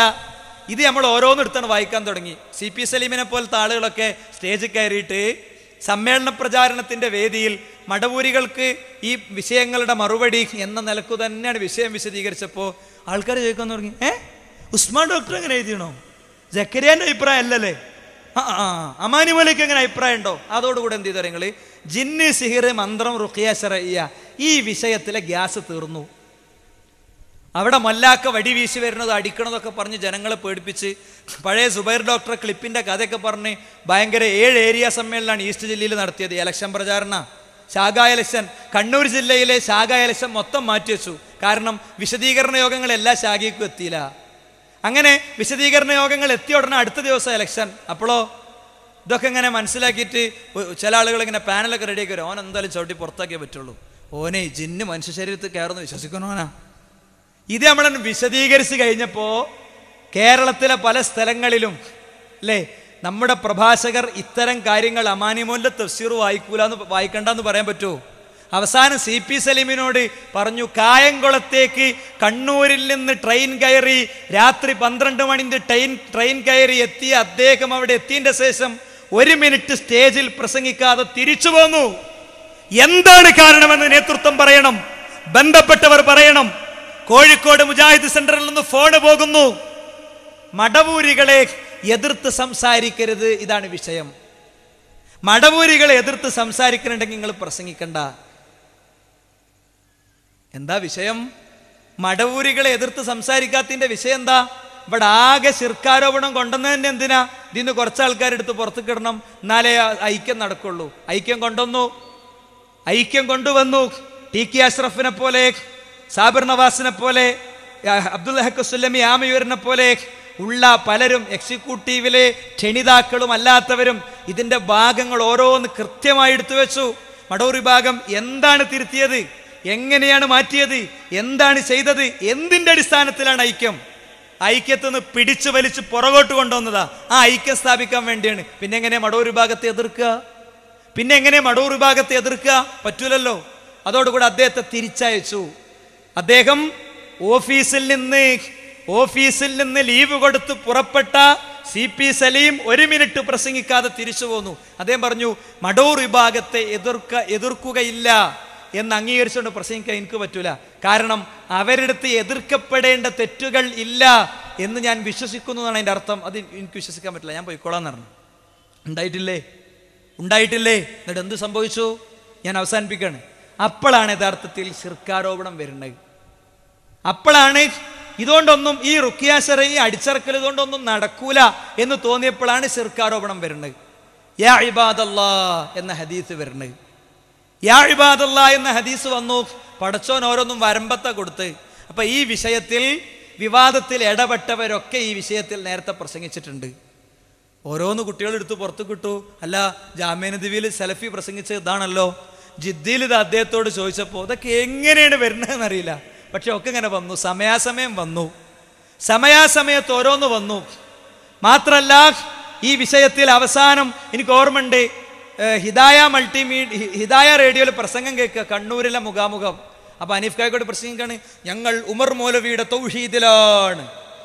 ആ ദിവസം 24 മണിക്കൂറാണ് ഇതിന്റെ മുമ്പ് എറണാകുളത്ത് നിന്ന് റഫീഖ് വിളിക്കുന്നു, നല്ലൊരു മുതൽ കിട്ടിയിട്ടുണ്ട്, ഉമർ മൗലവി ഇതാ ഈ വിഷയത്തിൽ അദ്ദേഹത്തിന്റെ നിലപാട് വ്യക്തമാക്കിയ ലേഖനം പുറത്തു വന്നിട്ടുണ്ട്. ഓരോന്നും സമയാസമയത്താണ്. ഇതിൻ്റെയൊക്കെ ചൂടാരിങ്ങനെ നിൽക്കുമ്പോഴാണ് എന്താ ജിദ്ദയിലെ സലഫിന്റെ പ്രസംഗം അങ്ങക്ക് മനസ്സിലാകായിട്ടാണ്. എന്നിട്ട് അനസ് മൗലവി ഇങ്ങനെ സ്റ്റോപ്പ് ചെയ്ത് നിർത്തിയിട്ട് തെളിയിക്കാൻ ശ്രമിച്ചത് എന്താ അറിയോ? സലഫി ഇവിടെ മനുഷ്യനെ മാത്രമേ ഉദ്ദേശിച്ചിട്ടുള്ളൂ എന്നാണ്. പക്ഷേ ഇതാ 2 ആഴ്ച മുമ്പ് കുട്ടികൾ പുതിയ ക്ലിപ്പ് പുറത്തു വിട്ടു. 2004 ക്ലിപ്പ്. പിന്നെ പരിചയമില്ലാത്ത ഒരു സ്ഥലത്താണ് ചെന്നത്. അവിടെ ചെന്നുപെട്ടാൽ അവിടെ നിങ്ങൾ പിന്നെ എന്ത് ചെയ്യുക? ആ വിഭാഗമുള്ള ആളിനോണി അള്ളാന്റെ അടിമകളെ സഹായിക്കും എന്ന് വിളിച്ചു പറഞ്ഞാൽ നിങ്ങൾ കാണാത്ത, നിങ്ങൾക്ക് അറിയാത്ത അള്ളാന്റെ അടിമകൾ ഉണ്ടാകും അവിടെ നിന്നാണ്. അത് പാത്രമുണ്ട്. ആരൊക്കെ ഉണ്ടാകാം? മനുഷ്യനെ സഹായിക്കാൻ പടച്ചോൻ ഏർപ്പെടുത്തിയിട്ടുള്ള മലായികത്തുണ്ട്, ഹഫവത്തുണ്ട്. അവരുടെ സഹായം നമുക്ക് കിട്ടിയെന്ന് വരും. ഇതേപോലെ തന്നെ പരിചയമില്ലാത്തൊരു സ്ഥലത്ത് ചെന്നുപെട്ടു, ആരും നോക്കിയിട്ട് കാണാനല്ല. പക്ഷെ ആരെങ്കിലും ഉണ്ടാകാൻ മതി. ആ മന്ദിരോ എന്ന് പറഞ്ഞ ഒരാളെ വിളിച്ചു നിർവഹിച്ചാൽ അല്ലെങ്കിൽ വിളിച്ചൊരു സഹായം ആവശ്യപ്പെട്ടാൽ ഇയാൾക്ക് അറിഞ്ഞുകൂടാത്ത, ഇയാളെ കാണാത്ത ഏതെങ്കിലും മനുഷ്യന്മാരവരുണ്ടെങ്കിൽ സഹായം കിട്ടൂലേ? ഇതെന്ത് കണ്ടാലും ഏത് കേട്ടാലും അതൊക്കെ മരിച്ചവരാണ്, അതൊക്കെ മരിച്ചോര് കാണും, മരിച്ചോര് കേൾക്കും, മരിച്ചോരെ വിളിക്കലാണ്, അവരോട് പ്രാർത്ഥിക്കലാണ് എന്തിനാണ് അർത്ഥം വെക്കുന്നത്? അങ്ങനെയല്ലല്ലോ ഇതിന് അർത്ഥം പറഞ്ഞിട്ടുള്ളത്. നേരെ മറിച്ച് ഇവിടെ തന്നെ ഹഫവത്തിന്റെ കാര്യമാണ് പറഞ്ഞത്. പിന്നെ ജിന്നുകൾ ഉണ്ടാവുന്ന, എന്നാലും മരിച്ചോട് നല്ല, മരിച്ച മലക്ക് നല്ലല്ലോ, മരിച്ച ജിന്നിയൊന്നുമല്ല. നേരെ മറിച്ച് ഈ വിളി കേൾക്കുന്ന ജിന്നുകൾ ഉണ്ടാകും, ഈ വിളി കേൾക്കുന്ന മലക്കുകൾ ഉണ്ടാകും എന്നല്ലേ ആ പറഞ്ഞതിന് അർത്ഥമുള്ളൂ. ഞാൻ അതിന്റെ സനദിലേക്കും അതേപോലെ തന്നെ അതിന്റെ ആ വിഷയങ്ങളിലേക്കും പ്രവേശിക്കുന്നില്ല. നേരെ മറിച്ച് ഇവിടെ പറയുന്ന വിഷയത്തിനായി തെളിയുകേ അല്ല. നിങ്ങൾ കാണാത്ത അള്ളാന്റെ അടിമകൾ ഉണ്ടാവും. അതുകൊണ്ട് ചെന്നുപെട്ടാല് പിന്നെ മണ്ടിയേയോ അല്ലെങ്കിൽ അള്ളാന്റെ അടിമകളെ സഹായിക്കും എന്ന് ഞങ്ങൾക്ക് പറയാവുന്നതാണ് എങ്കിൽ ആ കുറച്ച് മരിച്ച ഏതെങ്കിലും ഒരു ശേഷിന്റെ പേര് വെച്ചിട്ട് മതിങ്ങളെ രക്ഷിക്കും, അല്ലെങ്കിൽ മമ്പത്തങ്ങളെ രക്ഷിക്കും, അതല്ലെങ്കിൽ പിന്നെ മൊഴിശേഷിയെ രക്ഷിക്കണേ എന്ന് പ്രാർത്ഥിക്കണം എന്നതിനൊരു തെളിവല്ല. നിങ്ങൾക്ക് അറിയാത്ത, നിങ്ങൾ കാണാത്ത ആളുകൾ നിങ്ങളുടെ രക്ഷയ്ക്ക് ഉണ്ടാവും എല്ലാം അവിടെ ഉണ്ടാവും. അല്ലാതെ മരിച്ചവരോട് പ്രാർത്ഥിച്ചവർ ഈ ഹദീസിന്റെ അടിസ്ഥാനത്തിൽ പറയാൻ യാതൊരു തെളിവും ന്യായവും ഇല്ല. സഹായം ആരോട്? പിന്നെ നമ്മൾ കാണാത്ത ആളുകളോട് നമുക്ക് സഹായം ചോദിക്കാം, നമ്മൾ അറിയാത്ത ആളുകളോട് നമുക്ക് സഹായം ചോദിക്കാം. നമുക്ക് അങ്ങനെ സഹായം ലഭിക്കാൻ ഇടയുണ്ടെന്നാണ്. അത് മരിച്ച ആളുകളാണ് എന്ന് അർത്ഥം കൊടുത്തിട്ടുള്ളത് സ്വന്തം വകയാണ്. അത് പറഞ്ഞതൊന്നുമില്ല. ഹിജ്റ 300-കളിൽ അല്ലെങ്കിൽ ഹിജ്റ 200-കളിൽ വന്ന ചർച്ചയാണ്. യാ ഇബാദല്ലാഹ് എന്ന് പറഞ്ഞൊരു ലഈഫായ ഹദീസും കൊണ്ട് നടക്കുകയാണ് ചിലര് എന്നാ പറയണത്. ആരാ നടക്കണേ? എങ്ങനെ യാ ഇബാദല്ലാഹ് ചർച്ചക്ക് വന്ന്? CRE ക്ലാസ്സിൽ ചർച്ച ചെയ്തിട്ടാ? കുടുംബയോഗത്തിൽ ഏതെങ്കിലും ഒരു മൗലവി ചർച്ച ചെയ്തിട്ടാ? മിമ്പർമ പ്രസംഗിച്ചിട്ടാ? സാൽവേഷന്റെ ഫ്ലെക്സിൽ കെട്ടിയിട്ടാ? ലഘുലേഖ ഇറക്കിയിട്ടാ? സ്റ്റുഡിയോ പ്രഭാഷണത്തിലൂടെ റെക്കോർഡ് ചെയ്ത് സ്കോഡായി CD കൊടുത്തിട്ടാ അല്ല. എങ്ങനെയാണോ ലോകത്ത് ഈ വിഷയം ചർച്ചയ്ക്ക് വന്നത് അങ്ങനെ തന്നെയാണ് കേരളത്തിലും ചർച്ചയ്ക്ക് വന്നത്. എങ്ങനെ വന്നത്? മറുപക്ഷം ഖുബൂരികൾ അല്ലെങ്കിൽ ഇവിടുത്തെ ജാറത്തിൽ പോയി പ്രാർത്ഥിക്കാമെന്ന് പറയുന്നവർ ഇത് തെളിവായി കൊണ്ടുവന്നപ്പോൾ അതിന് മറുപടി കൊടുത്തു. 300 ഹിജറ 300കളിൽ വന്ന ആ ചർച്ചയ്ക്ക് അന്ന് കൊടുത്ത അതേ മറുപടിയിൽ നമ്മൾ ഇന്ന് ഉറച്ചു നിൽക്കുന്നു. ആ മറുപടി എന്താ? ഹദീസ് ലഈഫാണ്. അത് സ്വഹീഹാണെങ്കിൽ തന്നെ നിങ്ങൾക്കതിൽ തെളിവില്ല. പണ്ഡിതന്മാരെ വാക്കാപ്പോർക്ക് ഈ ഹദീസ് ലഈഫാന്ന് ആരാ പറഞ്ഞേ? ഖുർആനാ? ഹദീസ് ലഈഫാന്ന് ഹദീസിലല്ല. ഹദീസ് ലഈഫാണ് എന്ന് പറഞ്ഞ പണ്ഡിതന്മാരെ തന്നെ നമ്മൾ ഉദ്ധരിക്കണേ. ആ വിഷയത്തിൽ പണ്ഡിതനെ സ്വീകരിക്കാമെന്നും ബാക്കിയുള്ളിൽ സ്വീകരിക്കാൻ പറ്റില്ല എന്ന് എവിടുന്ന് കിട്ടിയതാ? ഇനി തീർന്നില്ല സുഹൃത്തുക്കളെ, ഈ വിഷയത്തിൽ അത് ശിർക്കാന്നാണ് പറഞ്ഞാൽ പോരെ, ശിർക്കാന്നാണ് പറഞ്ഞാൽ പോരെ. നമ്മളെ മനസ്സമാധാനത്തിന് പറയാൻ പറ്റുള്ളത് അത് ശിർക്കാണെന്ന് പറഞ്ഞാൽ സംഭവിക്കണം എന്താ നിങ്ങൾ? ഒന്നാമത്തെ കാര്യം, നമ്മൾ ഇത്രയും കാലം പ്രാർത്ഥനയ്ക്ക് പറഞ്ഞ നിർവചനം പൊളിയും. പ്രാർത്ഥനയ്ക്ക് പറഞ്ഞ നിർവചനം എന്താ? അഭൗതികമായ കാര്യം, കാര്യകാരണ ബന്ധത്തിന്റെ അപ്പുറത്തുള്ള കാര്യം. അത് ചോദിക്കണിനാ ശിർക്ക് എന്ന് പറയാ. ഇങ്ങനെ ചോദിക്കുന്നിടത്ത് എവിടെ അഭൗതികത? അഭൗതികത ഉണ്ടെന്ന് തെളിയിക്കട്ടെ. സൃഷ്ടിയുടെ കഴിവിന്റെ അപ്പുറത്തുള്ള കാര്യം ചോദിക്കണിനാ പ്രാർത്ഥന എന്ന് പറയാ. ഈ സൃഷ്ടിന്റെ കഴിവിന്റെ അപ്പുറത്തുള്ള കാര്യം ചോദിക്കുന്നതിനാണ് പ്രാർത്ഥന എന്ന് പറയുക. അഭൗതികത കൽപ്പിക്കുമ്പോഴാണ് പ്രാർത്ഥന വരിക. കാര്യകാരണ ബന്ധത്തിന്റെ അപ്പുറത്തുള്ളത് പറയുമ്പോഴാണ് പ്രാർത്ഥന വരിക എന്നുള്ള 80 കൊല്ലത്തെ തൗഹീദിന്റെ നിർവചനം പൊളിച്ചിട്ട് നമ്മളടിയിലെ പ്രശ്നം പരിഹരിക്കാൻ പറ്റൂല. രണ്ടാമത്തെ കാര്യം, നമ്മൾ ശിർക്ക് കത്തും. കാരണം ഇത് ശിർക്കാണ് എന്ന് പറയണമെങ്കിൽ ജിന്നിനെയും മലക്കിനെയും അഭൗതികാക്കണം. അഭൗതികാക്കിയാൽ ഞാൻ നേരത്തെ പറഞ്ഞു അഭൗതിക കഴിവ് റബ്ബിന് മാത്രമേ ഉള്ളൂ, റബ്ബല്ലാത്തവർക്കില്ല. അപ്പൊ എന്തായി? ജിന്നിനെയും മലക്കിനെ അഭൗതികാക്കുമ്പോൾ ജിന്നിനും മലക്കിനും അഭൗതിക കഴിവുണ്ട് എന്ന് വരില്ലായി, അഭൗതികത കൽപ്പിക്കലായി. അതോടുകൂടെ എന്തായി? അവരിൽ നിന്നുള്ള ഉപദ്രവം അഭൗതിക ഉപദ്രവമായി. അഭൗതിക ഉപദ്രവം ഉണ്ട് എന്ന് വിശ്വസിച്ചാൽ തന്നെ ശിർക്ക. അതുകൊണ്ട് ആയസനി ചോദിച്ചത് എന്ത് നിങ്ങൾ ഇങ്ങനെ ഉണ്ടല്ലോ. അപ്പോ പിന്നെ ഹനീഫ് കായ്ക്കോടന്റെ ഉത്തരം എന്താ? അങ്ങനെ വിശ്വസിച്ചാൽ ശിർക്കാകൂല, അങ്ങനെ വിശ്വസിച്ചാൽ ശിർക്കാകൂല, പ്രാർത്ഥിച്ചാലേ ശിർക്കാകുള്ളൂ. ഇതിന്റെ പരിക്ക് 5 കൊല്ലം കഴിയുമ്പോൾ മനസ്സിലാവും. ഇപ്പോഴത്തെ വിവാദത്തിൽ മുജാഹിദ് പ്രസ്ഥാനത്തിലെ പണ്ഡിതന്മാർ സ്വീകരിച്ചതിന്റെ മഹത്വം 5 വർഷം കഴിയുമ്പോൾ നമുക്ക് മനസ്സിലാവും. അപ്പോൾ തന്നെ നമുക്കൊക്കെ വിഷയം ശരിക്കും പഠിച്ചിട്ടുണ്ടാവും. അത് നമ്മളെ കിതാബടക്കം ഉദ്ധരിച്ച് പറയും. ഓരോന്ന് ഉദ്ധരിച്ചിങ്ങനെ ശരിക്കും നമ്മൾ പറയും. അങ്ങനെ ഈ വിഷയം ഇൻഷാ അല്ലാഹ് ജനങ്ങളെ പഠിപ്പിക്കും. ഈ മർമ്മം ജനങ്ങളെടുത്ത് കത്തിക്കും, ഒരു സംശയമല്ല. മൂന്നാമത്തെ കാര്യം എന്താ അറിയോ?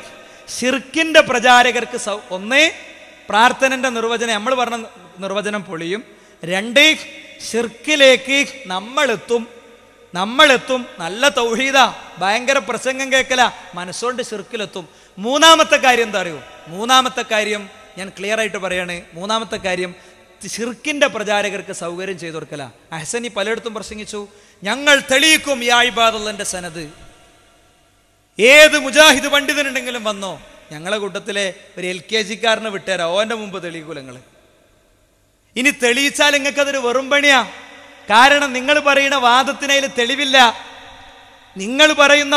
അതിൽ തെളിവില്ല. ഇനി ഞാൻ ചോദിക്കട്ടെ, മറുപക്ഷത്തെ സംബന്ധിച്ചിടത്തോളം ഈ ഹദീസ് ഇബ്നു അബ്ബാസ് വരെ എത്തുന്നുണ്ടല്ലോ. ഇബ്നു അബ്ബാസിൽ നിന്നും മുത്തു റസൂലുള്ളാഹിയിലേക്ക് ഉള്ളിടത്തെ പ്രശ്നമുള്ളൂ. അഹ്സനി തെളിയിച്ചു എന്ന് വെക്കുക. അതോടുകൂടെ എന്തായി? മുജാഹിദ് സെന്റർ പൂട്ടിയിട്ട് മർക്കസിന്റെയും മുജാഹിദീൻ സെന്ററിന്റെ ഓഫീസ് ഒന്നാക്കേണ്ടി വരും. എന്താ കാരണം? ഇതിൽ അഭൗതികത ഉണ്ട്, ഇതിൽ ദുആ ഉണ്ട്. അതോടുകൂടെ ഓര് പറഞ്ഞ് തെളിഞ്ഞു അല്ലേ? എന്തുകൊണ്ടാ 300 ഹിജറ 300 മുതൽക്കുള്ള പണ്ഡിതന്മാരൊക്കെ ഒറ്റ മറുപടി പറഞ്ഞത് സ്വഹീഹാണെങ്കിൽ തന്നെ എന്ന് പറഞ്ഞത്? അതല്ലെങ്കിൽ ഇതിൽ ശിർക്കുണ്ട് എന്ന് പറഞ്ഞാൽ ഇബ്നു അബ്ബാസ് വരെയെങ്കിലും എത്തിയില്ലേ?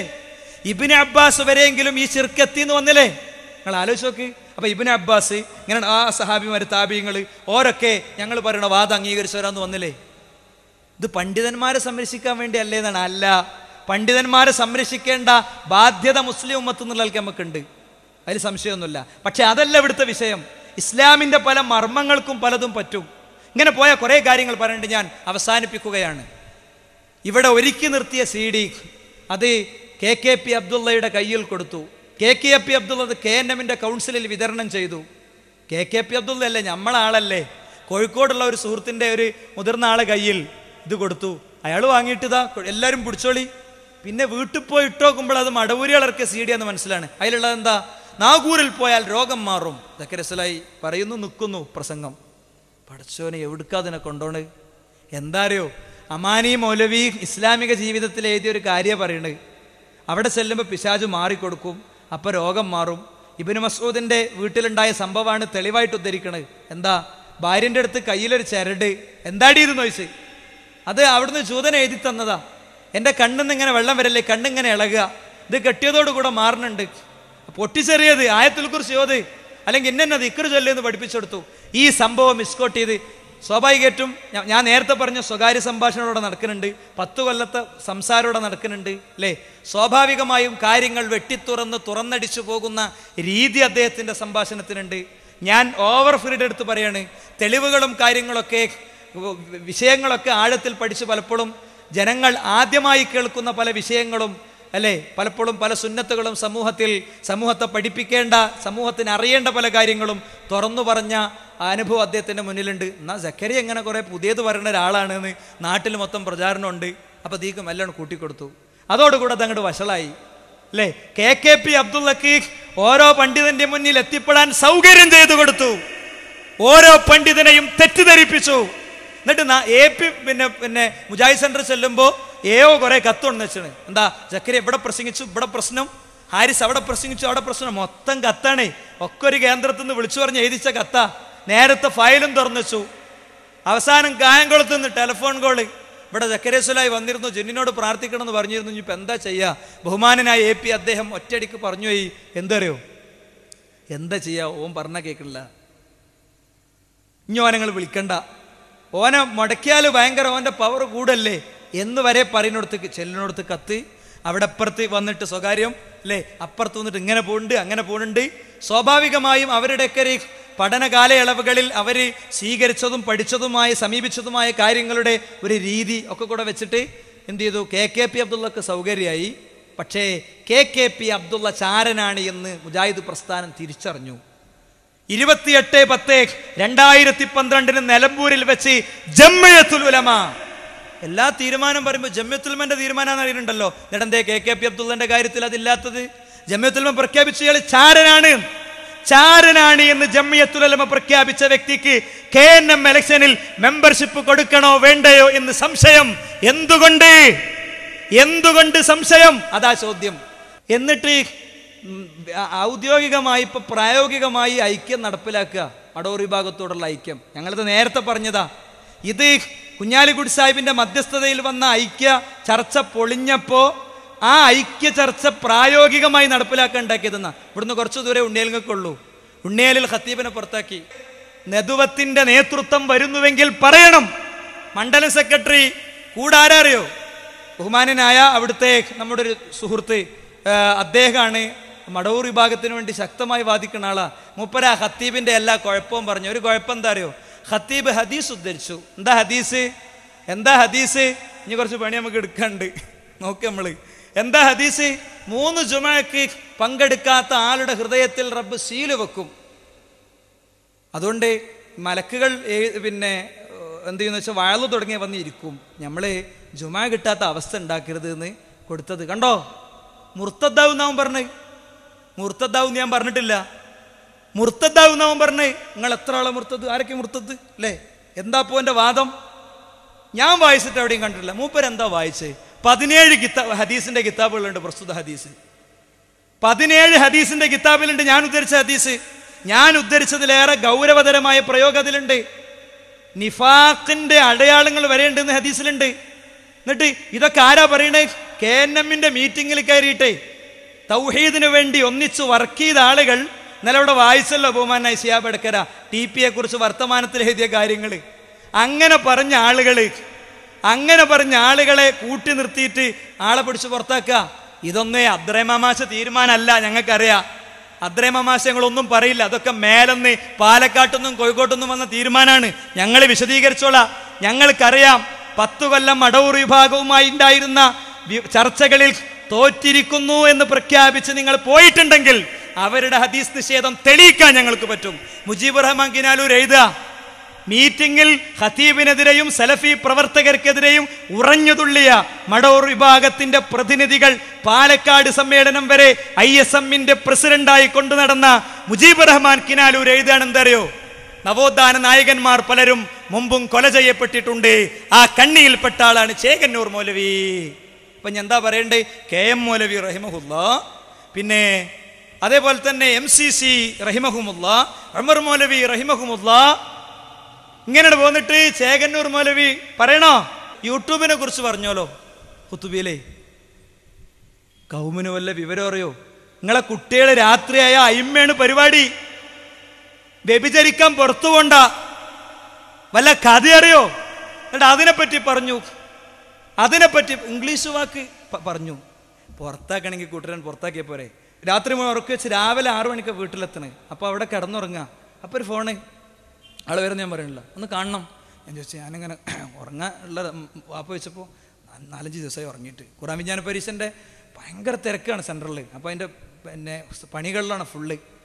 അല്ല എന്തായാലും ഇപ്പം തന്നെ കാണാൻ 5 മിനിറ്റ് മതി. വന്നിട്ട് നിങ്ങൾ എന്തായാലും ഇവിടുത്തെ ഖുത്ബ ഏറ്റെടുക്കണം, നിങ്ങൾ ഭയങ്കര സംഭവമാണ്, നിങ്ങൾ അങ്ങനെയാണ്, നിങ്ങൾ ഇങ്ങനെയാണ്, നിങ്ങൾ ഇവിടുന്ന് വയനാട്ടിലേക്ക് പോയാൽ പറ്റൂല എന്നൊക്കെ പറഞ്ഞ് ഏൽപ്പിച്ചതാ നമ്മളെ.